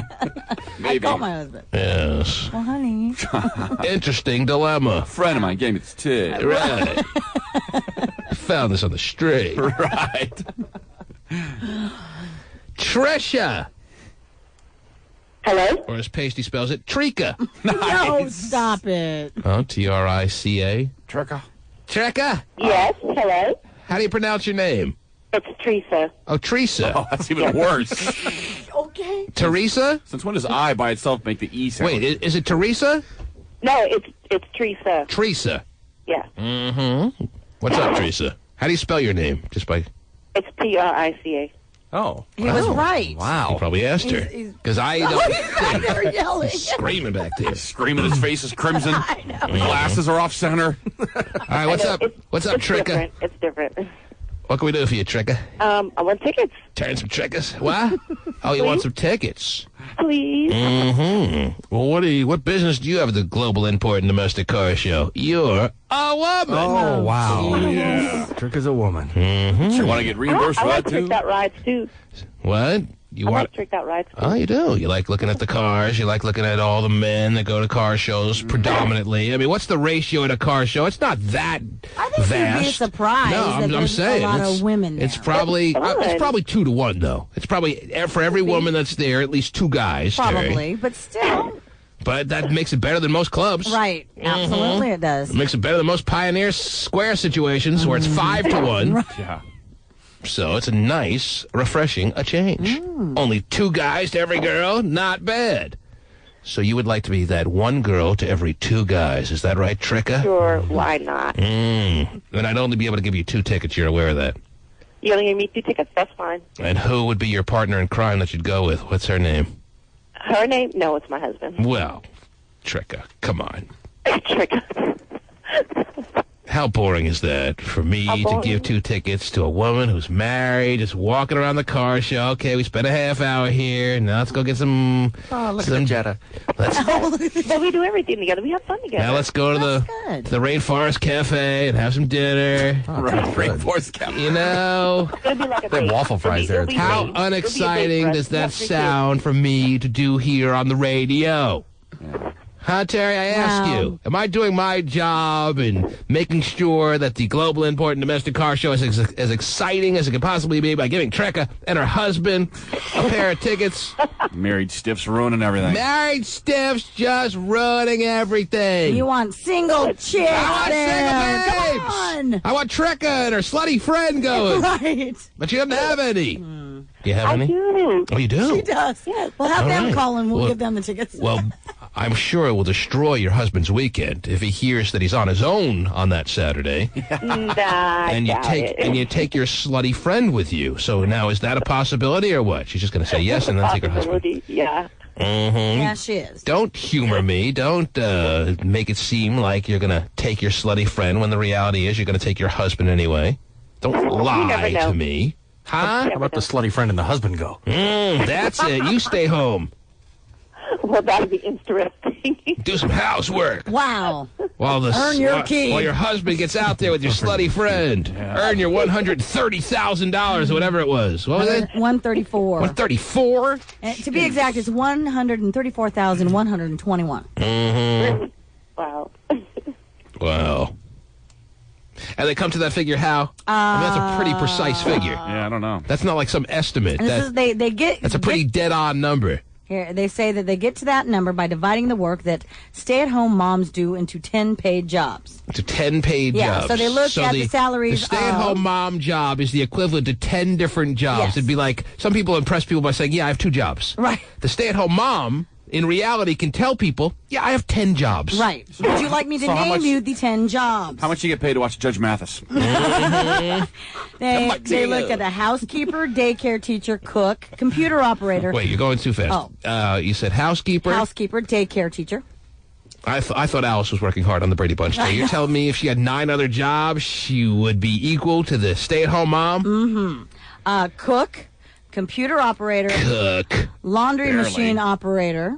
Janitor. You throwing a bowl of cornflakes in front of me, that's a cook? Oh, wow. Way to go. Top Chef, look out. Mm-hmm. Oh, you're outdoing yourself today. Wow, this is terrific. Outdoing yourself.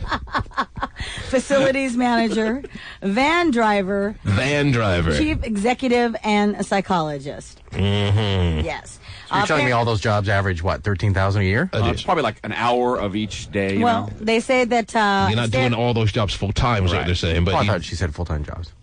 No, I said the equivalent of 10 jobs. 10 paid jobs. Mm-hmm. Part-time CEO. Are you getting all this, Trecca? And apparently... all of it. Hang on, I'll give you your passes so you can go with your husband, all right? Oh, thank you so much, T-Man. Congratulations, baby. Thank you. How long have you been married? How long have you been married? She loves almost 10 years. 10 years. Wow. And everything going strong or not quite? Everything's going pretty strong. We're pretty confident. Oh, jeez. Oh, and here's something else that's kind of interesting about this. About how their marriage is going and their prospects to make it till death do they part, because that is the goal. Last we checked, I guess. Yes. Yes, Trecca. And I'm a stay-at-home mom, T-Man. Oh, you are? Yeah. Well, here's something. Well, if you're expecting Pasty to take down your information for your $134,000, you can think again. Hang on the line, though, for your 2 tickets to the car show. You. Yes, hang on. They also say now stay-at-home moms work 91.6 hours a week. How you doing? Wow. He got her name right. He spelled it right, and then he called her Tricia. He yelled at us, and he said it wrong. I know. Tricia. Well, and then here's something else that's kind of interesting. They also figured out that moms who have full-time jobs still spend about 50 hours a week on the mom jobs. So beside their regular salaries, their mom work is worth an extra $85,000, almost $86,000. Blah, blah. Were you able to make any heads or tails out of what she just said? If having a kid is so hard, don't do it. Oh, sorry, I don't think you're saying it's hard at all. I mean, last we checked, women out there choose to have their babies most of the time, right or wrong? I don't think that's the point of this at all. Well, No, what it's not. is the point? Because I apparently am not getting the point. They're The not point is the work complaining. that they're doing is worth that if it were in the job force. No, I think the point is that everyone out there has to have this unbelievable amount of appreciation for the stay-home mom because she's doing all this work for free. Mom, stay-at-home mom / and even a working mom who comes home. Mm-hmm. They say, Well, it doesn't sound like the working mom is entitled to this money that they're talking about. $85,000. They get an additional $85,000. The working mom is entitled to an additional $85,000. Yes. Mm-hmm. Not entitled to, but is worth. It's worth, yeah. Yes. Well, if you're worth it, then some would say that you're entitled to it. You should be entitled to what you're worth, right or wrong? Right. Okay. Damn it, I'm worth an extra $85,000. Too bad I can't send a check of your appreciation to the mortgage company, Bunk. They don't take those. He called you ladies a butt. Man, I got to actually write a real check. It's not cutting it around the house. Yeah, I know I can't make the electric bill, but we're entitled to $85,000 we just found out about this morning that should be on its way at some point. Call Puget Sound Energy and tell them that. See what they have to say about that. I just thought it was kind of interesting. I just did the dishes. What's the point of coming up with these studies? What's the point of doing all this research on this hypothetical money that will never come about? Well, what's the point of being offended by it, though? I mean, who cares? I'm not offended by it. I'm just amused by it to such a degree that I'm amused. I think what it does it's amusing. Well, it shows that, that stay-at-home moms and moms who work and have full-time jobs or careers are bust their ass. It's not all Judge Matheson right. Taco Bell drive-thru. Right. That they do work hard regardless. Right. And they should be appreciated. Same kind of philosophy of the guy that sits around going, I should have been a professional baseball player. I never really got my shot. Yeah. Sit around dreaming about what should be. Huh? I don't know if it's the right analogy, but makes sense to me. Well, I think, too, that a lot of stay-at-home mothers, like what they do, and regardless, because they know they're not going to get the salary, whatever. They did until you told them that story. They do it all out of love. So that's... Love ain't cutting it when you realize you should be getting $135,000. Yeah, love schmuff. Where's my paycheck? And they are acknowledging, yes, I chose to have these children, just like I wish you would have told me that you made that choice. And nurture my babies. When you went off the pill and didn't tell me. Wow. Yeah, it tricked me into it. You love him more than I do. Oh, jeez. They always do. There you go. Stay-at-home moms are worth a fortune. Wow. As much as... What was the comparison? As much as judges. Yeah. No, more than judges, yeah. More than judges. And a new study says full-time stay-at-home moms would earn more than $134,000 a year if they got paid. That's equal to a top ad executive, a marketing director, or a judge. They say thanks because Mom's Day is the 14th. Absolutely. That's right. There you go. Say thanks. All right, I'll spend an extra $50 on the gift. That's nice. You got it coming, apparently. But it's the day before payday, so probably not. Whoa! You got to wait till the 15th. What do they expect to get out of this story? Just a bit of human interest? Yes. Who's it interesting? What's the same thing as... All it is doing is probably pissing off these stay-at-home moms, realizing, where's my $135,000? All it is making these men out there feel guilty, perhaps, that they're women that actually are, if they're living in such a lifestyle, what are they supposed to do then? Spend more money on the Mother's Day gift? No, not necessarily that. Or it's interesting the timing of this story. Yes, right around. Kind of playing on the conscience of the man who was all prepared to buy a Mother's Day gift to try to get him to open that wallet a little wider and buy into this racket called Mother's Day. Oh, nonsense. Such the racket. Now, Father's Day is very vital. Oh, is it? Yes. Why is it so vital again? Because we're very much, we're just unbelievable people. Okay. Same thing when they say, it's $12,000 this year if you bought everything in the 12 days of Christmas. It's just a pointless little funny, cute story that they do every year. Funny, cute, that's how you take it? Funny, cute? Pretty much, okay. Yeah. Pretty much. But 10 mil to make the milk it. That goes for a lot these days. Yeah, well, if you can find them, let me know. The T-Man. A King County Sheriff's deputy who just got out of jail is back behind bars tonight. Oh! The man was arrested today for violating a restraining order. It issued this week after the deputy was arrested of suspicion of domestic violence and rape after his wife wound up in the hospital. The deputy bailed out of jail yesterday, but allegedly ignored the restraining order and went to his wife's home. He will be back in court tomorrow. Deputy Terry should know what the situation is. Goes to jail because he violates a restraining order. They let him out. First thing he does, go pounding on her door. Come on out, bitch! Not a good move. No, stuck on stupid, but that's all right. Restrain this. Yeah. I was also reading that his side of the story is how she got injured and everything was because she was drunk. It's always a good one. Yeah. That's how she felt. Prove she wasn't. Yeah, she's sober now. Back then she was, trust me. Oh, my goodness. Come on, Right dude. back in jail because he went pounding on her door the minute they let him go. Man. Yeah.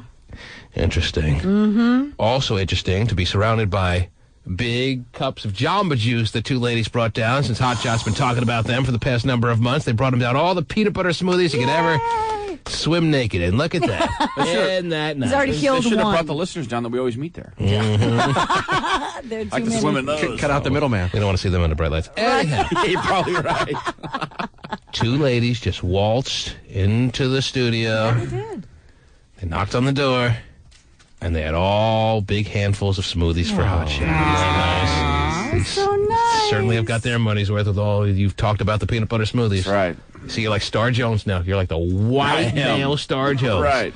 Say it enough, and all your sponsors are going to come through for you. Right. Very nice. Funny, because when I go in there, I have to pay $6 every time. Oh, wow. Apparently, it's not the greatest deal in the world, but hey. It's all coming around now. Yeah. Very Well, nice. you got yours. Look at all the peanut butter smoothies No, they I know. brought. And I a couple of chocolate. Nice. Yeah. Mm-hmm. Any fruit kind? Oh, Jason. No. They don't hear you talking about it, Stephen.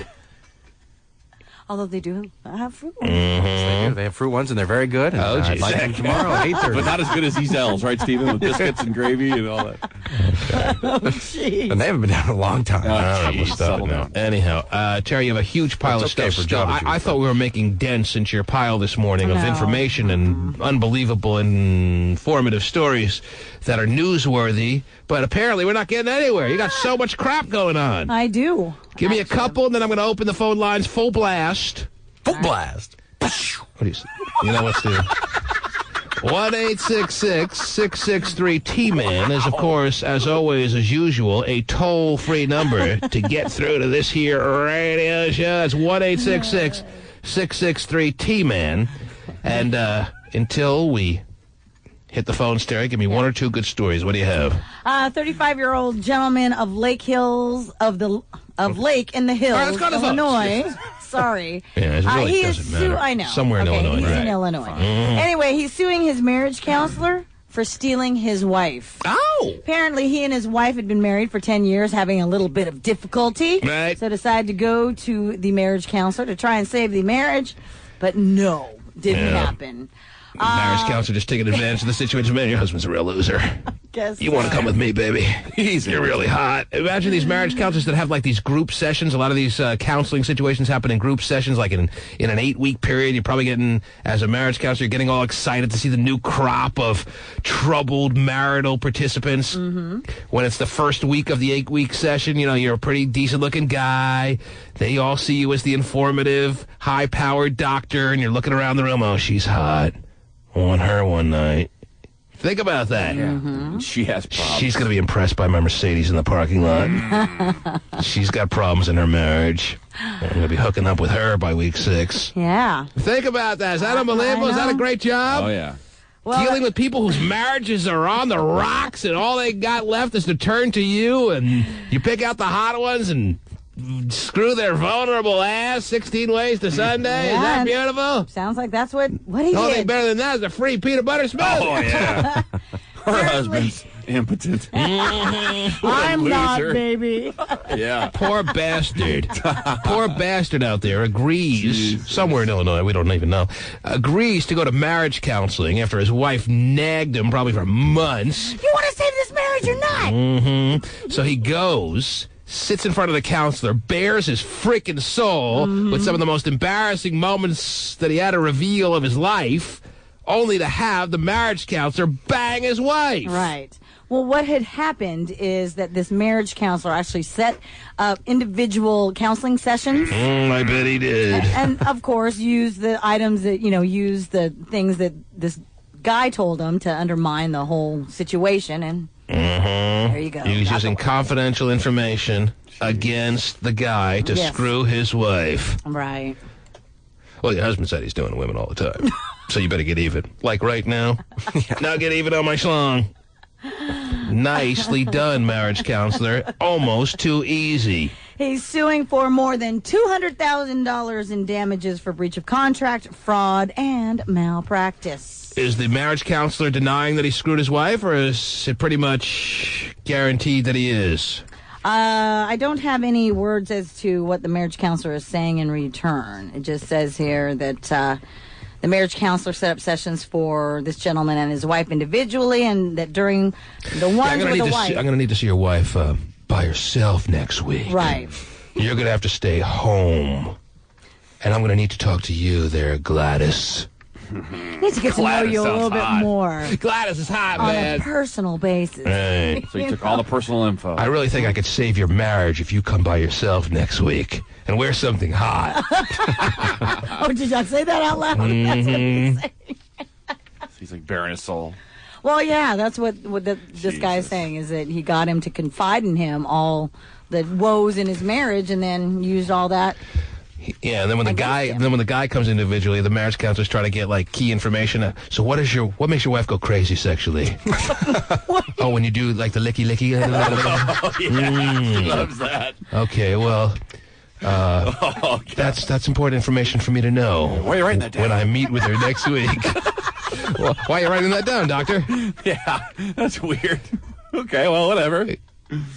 Seems to be working. These scandalous marriage counselors. an hour. No one should be trusted. Nobody.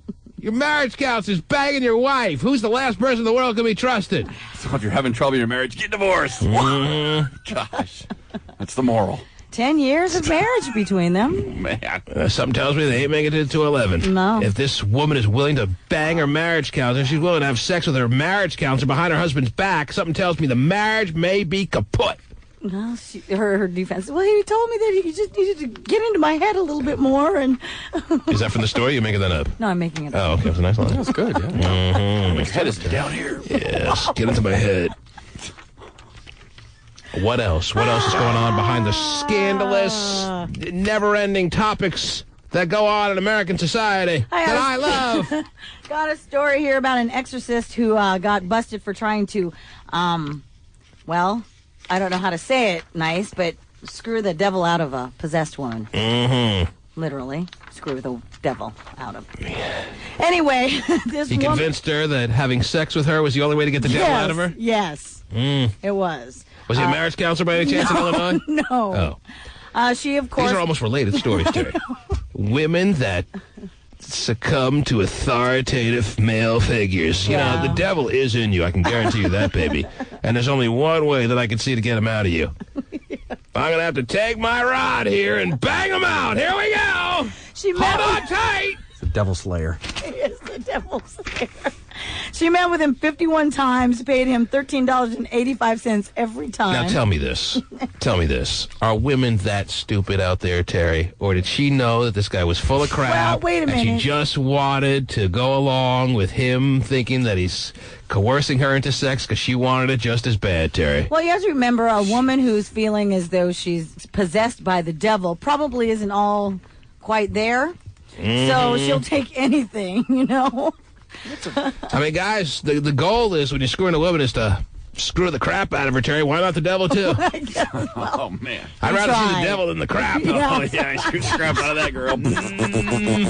Yeah. Peanut butter smoothies. Whoa. Doesn't taste quite as good. Okay. Wow. Anyway. So he had her... So you telling me this woman was dumb enough to really believe that the doctor or the exorcist guy convinced her, yes, you do have the devil in you and there's only one remedy? Yes. That's what you want me to believe? Yes. Women are that dumb. Well, there's no man's fault for that. No male patient saying to his male exorcist, all right, well, I do want the devil out, so okay, here I go. I'm dropping trowel. It's going to hurt you as bad as it hurts me. I'll just keep the devil, thanks. Yeah, I think I'll keep the devil for 500 a week. Yeah. Come on. I don't believe she's that dumb, Terry. I know women to be smarter than men on the general level, Terry. Well, she's possessed, man. So I'm going to think that she picked up on what he was trying to do and just wanted it pretty bad, too. Spent over $700. Here I go. Maybe next year, with the good Lord willing, we can bring a third party in. With the good Lord willing. Terry, I've spent $700 on more of a devilish kind of situation. Yeah? So what was the end result? Is the devil now gone? no status on the devil. The devil just pop out and go, damn it, it worked. Right. Scared the hell out of the guy. Right. I was just kidding, actually. But, okay, crazy. Is that what happened at the end of the... No word on whether the devil was, taken out. But the husband filed a report. The husband, she was married too. She was married. Wonderful. Yeah. Well, if Marriage is looking really good these days, isn't it? If you're a married man and you send your wife to The Exorcist, you pretty much get what's coming to you. Okay. You don't want your wife to have deviled eggs. 1-866-663-T-Man is the number to call. Now we go to the phones. Can you top The Exorcist who banged the devil out of the woman story? It's tough. Let's find out. 1-866-663-T-Man. And Jordan is the first up in line. Called in a couple of minutes ago and we opened the phone lines. Good morning, Jordan. Jordan, are you there? Yes, Jordan. I'm here. What's up, Jordan? What's going on, buddy? What can we do for you? What's that? What can we do for you, Jordan? Oh, man, me and my wife are having some issues. And, well, why don't you go see a marriage counselor? I hear they're very effective these days. Sure. What was that? I hear marriage counselors are going pretty good with their unbelievable success rates and straightening out the situation. Oh, yeah. Mm-hmm. Oh, that's a good idea, T-Man. Or maybe you could ask. Maybe you could ask of me for some advice. What would you rather do, Jordan? Go ahead. Well, I'd like to kill my wife for one. Oh, let's not put that on the record. All right. Well, we'll send the shovel right up. Whoa. Well, I tried that. Didn't that work. may not be a good move for the overall existence of your future. It seems as though our pastor screwed the devil out of her. What do you mean? I went to the pastor here to get some counseling. Yes. And end up with finding her in bed with him. Come on, are you just making that up because you just heard the last story, or you heard the last story and it inspired you to come forth with the truth that you're telling us your pastor had sex with your wife? I'm telling you apart. You can't say that word on the air. I know that you're a little bothered by the reality of this story, but try to keep it clean. That's definitely true, though. Mm-hmm. Yeah, we'll do so. Now, Terry, did you hear? I mean, this would kind of be a situation that would make the news if it actually happened. Yeah. This guy wants us to believe that his local pastor had sex with his wife after she went to him for counseling. Yeah, it's coming. It's going to be in the paper here probably shortly. Extra? Because I always wait a few weeks to put something in.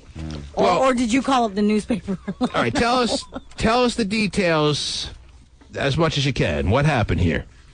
Well, we're having troubles. How long you been married, first off? A year and a half now. Okay, you're having some trouble, and your wife or you or both of you decided to go see your local clergy person. And is that how it happened? Who'd made the decision to take that route?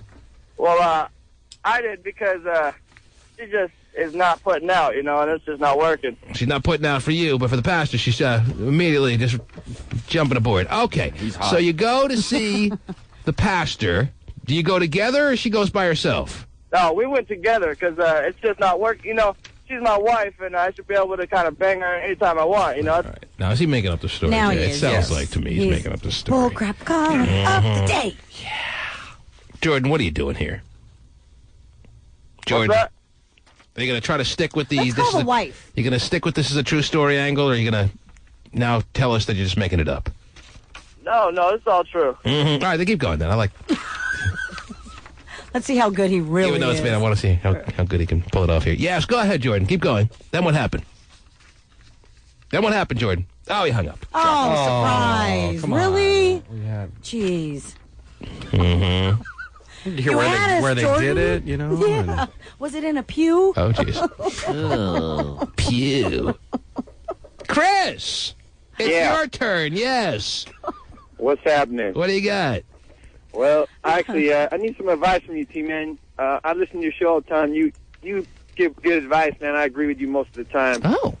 And I don't have the ability through the radio to bang your wife. Wow, thank goodness. Someday, they'll come up with a very new creative invention for doing just that. But until that shot, that's the way to do it. Mm-hmm. Yes, go ahead.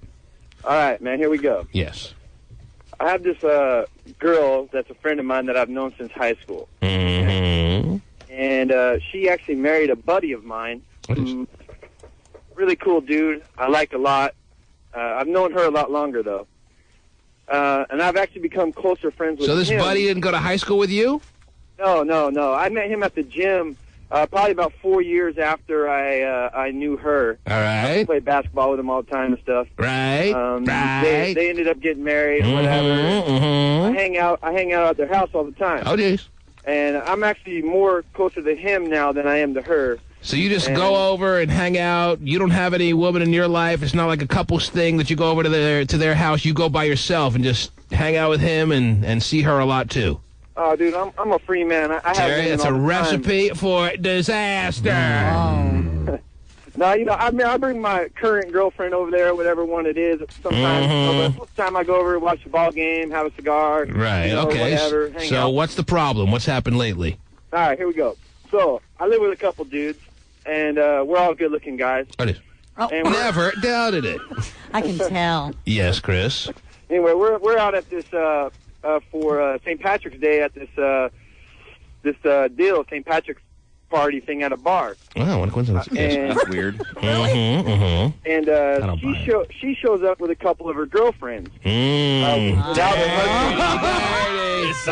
Terry, she's looking for trouble. She's looking for a little Irish magic. Oh, yeah, I'll give her my shamrock. She sees dude, I bet you. All right, so she gets a few in her, and she starts coming over, telling how she always has had a thing for you, right? No, well, you're close.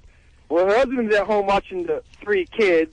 Oh, jeez. 3 kids. I'm working on her girlfriend. 2 kids I can handle, Terry, but 3 kids, this is pretty sad. Yes, go ahead. I'm working on a girlfriend who I've always kind of had a little thing for that I never really got to tag before. Right. I figure I'm going to buy her a couple rounds. All right, get to the highlights. What happens next? Well, she all of a sudden, I look back in the corner, and she's making out with my roommate. Uh-oh. Oh, now he's in a dilemma. Does he tell his good buddy or... No, he's just thinking, man, it should have been me. But, no, that's a dilemma. It gets better? She starts making out, so they're just pretty much tonguing and feeling each other up and stuff like that, but she's going pretty full face on this. She's pretty full face on this friend of yours. She's looking him up and down. I love that. I love dirty women, Terry. Yeah, but with your roommate, with your best friend's wife, with your roommate? All right, so what's the next? What happens next? Well, my roommate knows the dude, too, and he thinks he's a cool guy. And my roommate's so the consensus is pretty much just a cool guy. Yeah, but hey, I'll go ahead and make out with your cool guy. Not that cool. Yeah, no one's that cool. Yeah, depends how hot.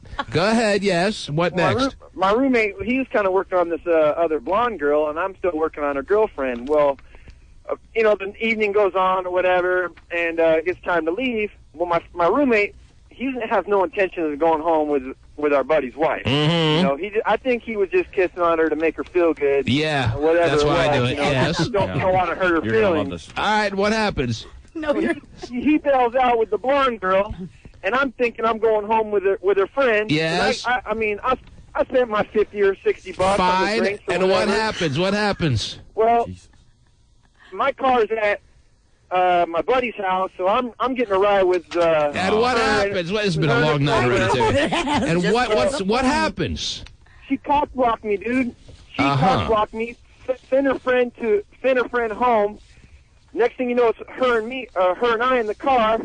And she starts wanting to make out with me. Yeah. She's spreading the love. What is wanting to make out? What does that mean? She's physically on you while you're driving, or what? No, she basically said, "Look, I don't need to be." I told my husband I was going to be home at 2:30. It's 1:30.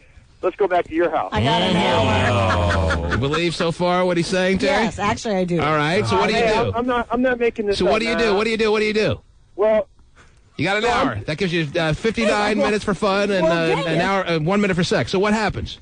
Well, I couldn't do it. I just for you. I respect the family situation too much. Good for and you. all that stuff, and I like her husband. All right, hang on the line, dude. Good job. Good job. I love when guys' wives are unfaithful. Mm-hmm. I think it's cool. Except yours. They deserve it. Nothing hotter than that, man. I got an hour.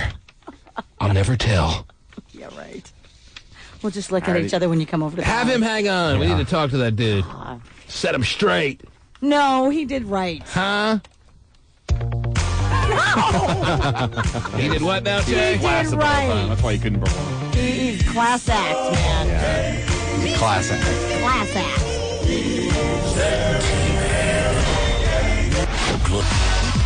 So, Jay, call it. Chris is on the line. Yes. And Chris's buddy's wife, or wife he happened to go to high school with, when we last were with Chris in the last segment, we left off at the point where she's in the car telling him she's got an hour to do him. Right. Let's get it done. Let's go back. And he's like, well, you know, it's really not right for me to do this. I really am. Yay, Gotta be a guy who makes the right move here. What a good guy. Incorrect. She was tonguing someone earlier, right? Mm-hmm. Yes, one of his roommates. And that's a huge point here, Terry. Obviously, it's very clear to Chris that this buddy of his wife, is a woman who's going to be an unfaithful wife to his buddy regardless. Right. So he owes it to her to have sex with her, Terry. No. Because she obviously needs to have sex outside of her marriage. And Chris knows he's not going to be like a strangler that she can get involved with. He's sparing her sex with a strangler because she needs outside sex, Terry. Oh, jeez. So it's required, if he's going to be a good guy, to have sex with her, Terry. No. So that she doesn't face any dangerous men who are out there that she's obviously going to gravitate to if Chris turns her down. First of all... That just made a lot of sense to me. And it keeps it in the family, too. First of all, if she's going to have sex with Chris and his roommate or whoever, she'll still go outside of that little circle and still have sex with the strangler. I think maybe the text pager that I'm looking at here, the most recent text page we've gotten at 9:01 and 17 seconds, that was just ripped off the printer, Terry. Maybe sums it up best. He writes, or she writes, I'm assuming it's a he, Chris is a damned lie. He knows he couldn't get his little dick up. Oh. Wow. He has a big ego, but a small pee-pee. Whoa. No, Chris is just a good guy. Chris? I can relate. Chris? Yeah. She's sitting there in the car with you, explaining to you how she has an hour before she's required to be home. She is ready to make it happen. And you play good guy. Yay! All right, I just want to clarify one thing real quick. To the text pager, I'm Italian, so that's all I need to say. Okay? Watch it out. So you just confirmed the status of small dick. Whoa. No, good job, Chris. All right, so what does that imply? For those who aren't familiar, and in the Northwest, there aren't that many Italian people. So what are you confirming for those who aren't aware of the reference you just made? What does that imply, Chris? That you got one that you're swinging over your shoulder, or what? Well, have you guys ever watched Eddie Murphy, Delirious? And he tells everybody in the audience to stand up. We're going to straighten this out right now because black people have huge dicks. And everybody sits down when he says, whip your dicks out. And then he looks over about a minute later and he goes, y'all still standing. Y'all must be Italian. So what's that tell you right there? Well, it means that you've been holding on to that story too long. That's what it tells me. That was awesome in '83. Right. That was so funny. But he's a guy who knows about wieners. Okay. Right, he loves to pick up. Chris, how hot is your friend's wife? She's pretty hot. So what are you going to do with this information since you turned her down and sent her home in a rejected state? Good job. What are you going to do now that she obviously made it clear she wanted to do you? Well, how are you approaching your friend with... Well, that's what I'm asking. I know she's out now. She's partying. She's drinking a lot more. And at a time before somebody swoops her up. So you think your friend has no inkling whatsoever that his wife is an unfaithful bitch? No clue, dude. No clue. Well, Terry, when a man's on duty to mention it to him or not. What should I do? Should I just leave it alone? No, it's not your place to say anything. Okay, that's what I thought. But what if he finds out, his buddy finds out. His friend's not smart enough to realize his wife is throwing it out there like that, Terry. Then let him figure it out on his own. Yeah. I mean, his wife is obviously not doing much to hide the fact that she's throwing it out there. All right? And when a woman is unfaithful, she's an unfaithful bitch. When a man is unfaithful, he's doing what he's got to do. Oh, is that how it works? Terry, some needs men have. Oh, yeah. I mean, women don't have those needs. They're just, cheating bitches. Women should be able to corral them a lot better than men because they are the brighter species. Yeah, Terry. but didn't we just read a stat that we, of they're course... hornier. Yes, doesn't mean they can't contain it better. Well, maybe we don't want to... Chris, I just am shocked that you didn't do the right thing and plaster her up in some hotel room wall like you should have done. No, he did the right thing. The right thing would have been to do her, Terry, as I just explained. She's going to get it from somewhere, obviously. This is a woman who obviously needs it. So what is he going to do? He's going to allow her to go off and find some stranger that night because she probably needed it that bad that she couldn't even wait till the next day. She's still getting it from strangers regardless if he did it anyway. No, he establishes some good credit with her and then keep going on with it. Coming back. Oh, jeez. Anyway. Could have helped her, talked her out of it. Said, what are you doing, man? You've got a great husband at home. Obviously, this is a woman that could be talked out of it. Just if I didn't like the dude so much, I would have done it. Yeah. But that's good. You respect him and the family. But the dude will say, well, why didn't you tell me? Then he'll still hate you. Yeah, you're still going to be hated here. And he's still going to blame you for stuff that you were not even doing because you're such a good guy. And you knew her first. You could always go with that angle. So. Well, So you're still worried about him? Don't worry about him, man. He's obviously... Well, he probably feels bad that, knowing that he is a good guy, and the consensus is he's a great guy. That you hate to see a good guy like that going... I don't see the great guy in him, Terry. Treated like I see him as an irresponsible guy, allowing her to have the potential of being strangled after she has sex with some stranger. Well. Nicely done, Chris. So the friend would be like, oh, you should have done her. Yeah. I should have done her. That's your advice? No, you shouldn't have, Chris. Absolutely should have done her. No. And whose fault would it have been? His or hers? No, hers. She's married. He's not. She has the responsibilities. He doesn't, Terry. Well, he has self-respect for... And once she's established, once he realizes who she is, he's got a responsibility to make sure she's safe. Right.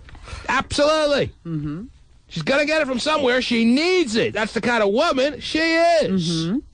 So, the only way to guarantee her safety in that given night is have sex with her. So he'd have to... And then put her on her front door in a safe fashion. So he would have to have sex with her every time she went out. Terry, to ensure that she was safe. It's gonna be tough. Not necessarily. Not necessarily, because that's not his responsibility. It is his responsibility on this night because he's with her and he's in the car with her, responsible to get her home in a safe fashion. Now, what's going to happen if he just drops her off rejected? She's not even going to go in the house. She's going to get in her car, go back to the club, and find the first guy that looks halfway decent to do her in the anus. Wow. Whoa. Really? In the parking lot or a room? That's synonymous for the parking lot, yeah. Yes. Wow. Let's see what other text pages we have here. T, this guy is obviously a retard. No. He got mad and played the good guy because he knew he couldn't get it done. Performance anxiety. But I'm Italian, so you know what that means. No. You remember what Eddie Murphy told us 3 decades ago, right, T-Man? Yeah. Yeah, Ed Sullivan one time said the same thing. Ed Sullivan. 47, 50 seconds. I have a great story for you, but I can't get through. Well, that's tough. That's tough. Mm-hmm. Try again tomorrow. Oh, that good.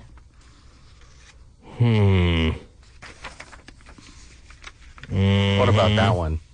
This is a very interesting one. I don't know how to break this to you, Terry. To me? It's to you. Oh, all right. This text we already page. know I have a wizard sleeve and all that. No, we're way past that. This text page is a little bit alarming, so I don't want to get you in a position that you might be a little bit scared. But it depends how you want to deal with it. Do you want me to read it, or you want me to pass on it? No, read it. Read or pass. Read or pass. Play or pass. Read. You gonna play? I will play. Terry not scared of any position. I've done them all. Whoa. This text writes, Terry, you are so sexy when you do your cardio every day. Can I lick your neck sometime? Whoa. I'm almost getting the impression. Do you do cardio a lot, Terry? I do. I try and do it every day. That's how I know he's lying. You try to do it every day? Yeah, he doesn't do it every day. Well, he's seen you a lot lately, apparently, and I'm getting the sense that this guy is talking about some specific memories he has. This isn't just some random thought. I'm getting the sense that at your gym, do you do cardio at your gym? Yes. Yeah, that's the feeling I'm getting. I'm getting the sense that you have a guy at your gym, whether you're aware of it or not. I'm getting the sense that you're not, unless you want to tell me right now that you are. That there's some guy staring at you. He's almost stalking you while you're doing your cardio, having thoughts of licking your neck. Whoa. Okay. Are you aware of it? Before we get any further with this, well, there's a guy out there. There's a guy out there watching you do your cardio. Do you have any knowledge of that? No. No. Well, that's why I didn't want to read this, Terry. This could be a little bit alarming. Well, And the next time you go to your gym, Well. You're going to walk in. No one's going to be there. You're going to head to the locker room. It'll be deserted. There'll be a little trickle of water coming from the sink. You'll see a shadow. Then it'll disappear. Oh, jeez. You'll see an image in the mirror. But then it's gone. Okay. You'll hear a noise. But wonder where it came from. Help me. Oh, wow. Red rum. Oh, Red rum. Steam just keeps billowing up. Steam keeps billowing up from an unknown vent. Vent. And then you hear a voice. Licky, licky, licky. I'll say, gee, I should check out the boiler room. I wonder what's in there. Here, let me go down to the boiler room, yeah. All of a sudden the lights go off, right? Yes. Oh, my gosh! And yet you're not scared off enough. You get on your Stairmaster. Yes. And you start pumping away. Oh, yeah. And through the billows of smoke comes a silhouette. Uh-oh. But you're not focusing on the silhouette. You're focusing on the gyrating tongue that's coming. It's huge! The gym was built at a house where 5 people were murdered. Oh, jeez. That's always the case. Now, Terry. Oh, geez. Yes. Murder a little boy standing in front of you. Help me, Terry. Help me. Okay. All right, maybe we're getting a little deep with this. Anyhow. That's part of my script. Oh, you ready to get script? I am, actually. Okay, good. You want to start it? Jeez. You be the licky monster. Yeah! I always wanted to be the licky monster. At least on the big screen. Anyhow. What? Terry. Yes. Are you concerned at all? How do you want to deal with this? That's all it says, by the way. Terry, you are so sexy when you do your cardio every day. Is there... He could be the bullcrap texture of the day. Oh, jeez. Oh, wow. Oh. Mm-hmm. And obviously Hotshot wants to call him. Okay, so... Do you still have that sponsorship with the gym? Are you still working out that gym? No, not... You got a new gym now? I have a... Yeah. Uh-huh. Right. Well, I went back to my old gym. And your gym is... You have a big chain kind of gym? Yes, I go to a chain gym. All right, well, let's call him and ask him what chain that he believes you work out at without giving its actual location. Okay. And then if he gets the chain right, will you start to believe... Yes, I will. That he's watching you? Yes. He's staring at you as the sweat glistens That was sweating yesterday. off your upper chestal region. Mm-hmm. And your nipples start to protrude through your bodysuit. My bodysuit. Body. What is she doing, the luge now? I know. Jeez. Will you start to get a little concerned, Terry? Well, I will be concerned, yes, if that is the case. But you have to be aware that if he says the chain, that it may be a little bit revealing to other listeners out there as to where you're working out. Are you cool with that? Is it worth it to you? Yeah, because it's a big enough chain. It's a big enough chain that I can go to various locations. There are a lot of chains nowadays. You got your LA Fitnesses, you got your 24-hour Fitness, you got Pure Fitness, Bally's, you got so many of these Bally's that it's not going to matter what chain he says. Okay, well, let's call him. Gold chains. What if it's a woman? Fake gold chains. Mm-hmm. Oh, if it's a woman, that's even cooler. That would be hot. It is hot. Definitely the licky monster. That would only answer the script. Oh, jeez. T-Man can't be the licky monster then. Says who? Put on a wig. Put a wig on me. A nice bodysuit, and I'm ready to go. Bodysuit. You have a thing about bodysuits. It's a 206 number, Terry. Oh, wow. Yeah, I can feel safe in knowing that no one's ever seen me at the gym and wanted to lick me. It's a damn shame that we're shortchanged like that, huh? Yeah. Calling the real-life licky monster. Wow, you guys. Can I lick your neck? He has a specific spot he wants to lick, Terry. I don't know if that'd be my first choice. Oh, jeez. Well, when you're wearing a bodysuit, what else can you get to? Let's see if the licky monster answers the phone. Do licky monsters answer their phone calls? Let's find out. Licky? Hello? Licky? What's up? Licky! Is this the licky monster? Yeah. See, he's so licky, Terry. His tongue is so sloshed up. He's icing it today for the big day. Licky, Terry doesn't really believe. She's kind of laughing it off that you're actually watching her at the gym. Do you want to tell her what chain of gym that she works out at, Licky Monster? 24. Oh, no. Her eyes just widen. She's a little scared, so hang up on him now, Terry. I think she likes it. I think you like that he's a brother, Terry. Because he does sound like a brother to you. I would say he's a brother. Yeah.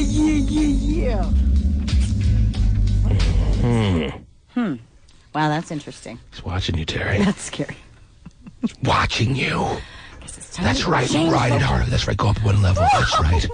Raise the resistance, baby.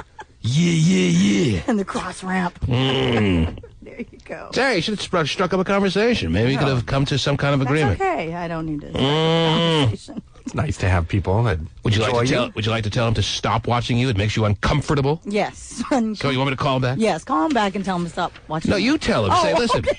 I'm glad that you appreciate me working out and all the glorious fashion that I do so, but I would rather you focus on your own workouts and leave my neck and my workouts to myself. Okay. Yes. I would like him to leave me alone. Well, now that he's revealed his voice, the Licky Monster, Terry, do you have any idea of who he may be in the gym? Because I'm sure you work out at a time. You probably work out midday where it's not packed. Right. So the Licky Monster must not be hiding amongst the crowds of people. Right. But hearing his voice brings no image of who he could be. No.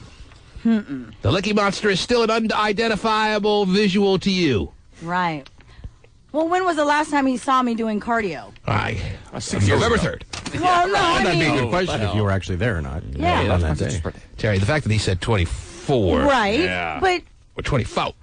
Yeah, it was. Is pretty on. That's all I needed to know that he wasn't fooling around. He wasn't dismissing with you. I know. He knows that you work out and do your cardio, and he wants access to your long Filipino neck. Yeah. How the hell do people know who you are? That's so weird. That is true. Terry's got don't pictures know. up on the internet. You know, but you don't memorize them. And well, there are a lot of fans of the show out there that people know. That do know. And what is so interesting is that I really do. When I go in, I don't ever usually talk to anybody. I'm pretty quiet. I don't know. Big time, everybody. Well, you don't walk in. Terry Free in the house. Yeah, you're not quiet. Money. I'm exercising. Oh, jeez. Look at me go. I got another page here that says Terry. T-Man is Terry Paul Abdul's long lost sister because they're both so hot and look alike. You're the Filipino version of Paul Abdul, according to this guy. Yeah. All right. So you got your fans out there, Terry. Well, thank you. That obviously know what you look like and want to lick your neck. Wow. So how do you want to deal with the licker necker guy? Do you want to call him back, forget he ever existed? Because obviously... Well, it makes me nervous, no doubt. I want to see if he has a sister. That wants to lick hot shots. Yeah, no one wants to lick me in my gym. It's so sad. I'm very jealous. That's why you should be flattered. I don't know if I've ever had my neck licked, period, in my life. Tap my ass licked, but not my neck. Whoa! Thanks for the information. Yeah, well, it's the right woman, you know. I mean, okay. Get her done. Anyhow. You want to go to Gold's on Capitol Hill? I'm sure they can make that for you. A good one. All right, so we're calling him back, is that right? Yes. Oh, where was that text page? Licky. No, I lost Licky's text page. Oh, come on. Oh, there it is, I'm sorry. Let's see if Licky answers his phone now again. Let's get his MySpace. Yeah, let's get Licky's MySpace. Gotta cue up his music. Licky! Do you have a MySpace? Calling Licky again. Yeah, if I'm calling him, I gotta put the music on. Steven's right, or Hutch is right.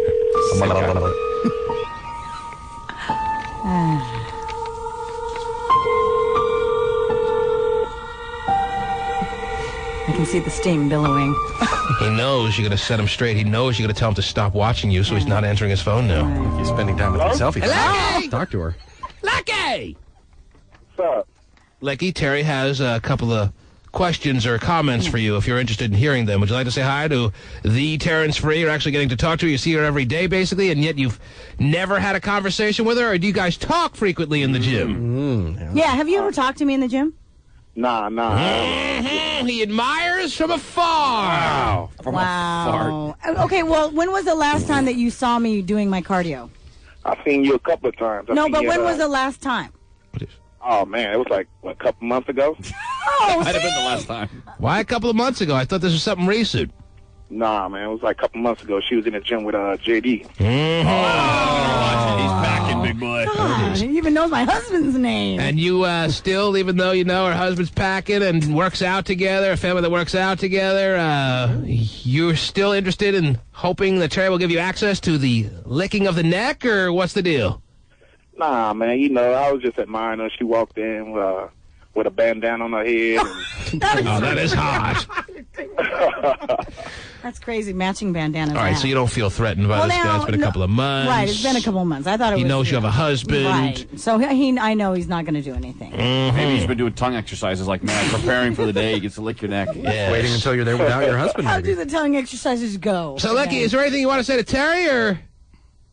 Nah, man, I just want to tell her, man, she looked nice, you know. Oh, Keep it up. thank you. And Terry, is there anything you want to say to Licky? Just thank you, but, just kind of stay a distance. Wow. That is rude. Well, Jeez, big time. Obviously, he has. He recognized you. I thought it was something new over the past couple of weeks. He knew this from a couple of months back. He's not chasing you. Well, good. Jeez, man, not yet, anyway. I appreciate, thank you for the compliments, but... You're welcome. Yeah.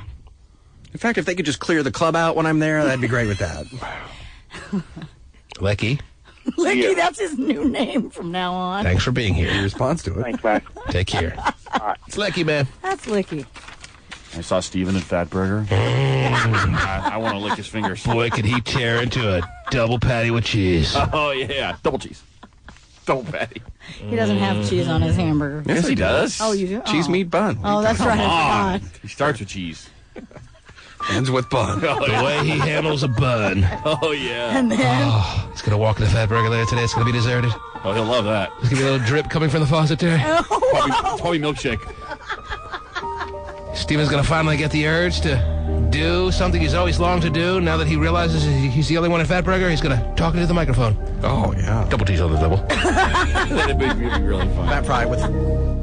Fatburger fat fry. And then he's going Chocolate milkshake, no whip. Then all of a sudden, as he's doing that, he's going to turn to his left, and he thought he saw something, but it's not there now. It's my clogged arteries. Phew, no one's here. Now I can put my face under the soft serve machine. Always wanted to do that. That's not the soft serve machine. Oh, yeah, it's the manager. Jeez. It's the Capitol Hill Fatburger. Steven. Horror movies are great, aren't they? I'm sure you have your fans out there, too. Don't worry, Steven. I know I do. And they'll certainly be watching you from afar at Fatburger later this afternoon. Yeah, because they can't get near him because food's flying. Oh, geez. Wow. I'm just a train wreck. We'll be back right after these words. Oh, it's so cool. Yeah. The T-Man. Shelly.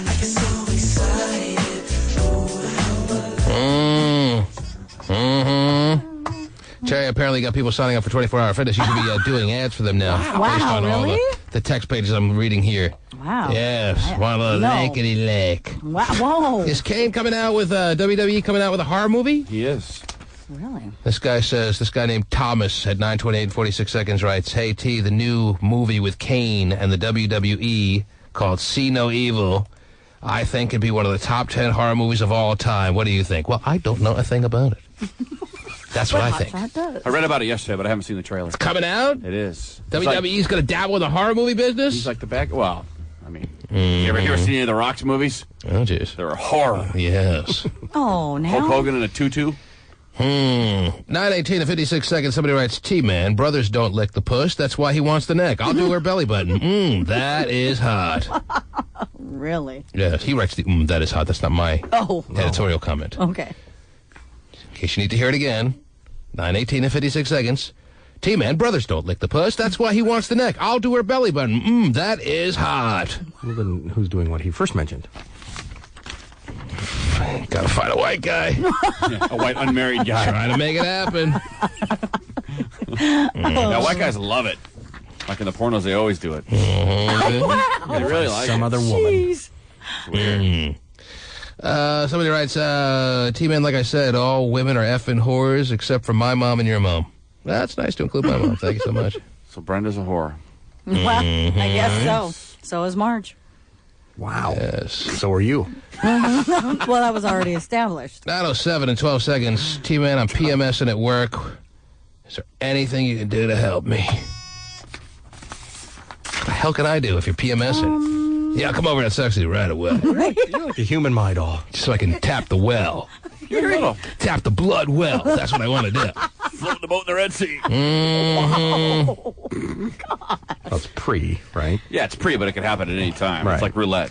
It's like Mount St. Helens, ready to go. It's pulsating. 9:01. Oh, jeez. Oh, dude. You've thought a lot about it, sounds like. We always do. 9:01, 56 seconds. If Stephen Kilworth tries to pick up a woman in a bar and the woman's friend stops him, does that make her a pussy blocker? Oh, jeez. That's Wow. yes. I don't get it. 8:59, 56 seconds. Can someone please call immigration on Eddie Guardito? Or pay him in chalupas to leave the team. Wow. Mm-hmm. Huh. Hmm. Hmm. Hmm. See how long you could do that for. The whole show. Here's what I missed that's interesting. 9:15 and 4 seconds. T-Man, why don't you go up till 10 o'clock for once in your life? Just for that. Uh-oh. Spin the rim to win $93,000 live on stage. At Q93's Global Imported Domestic Car Show. Q90.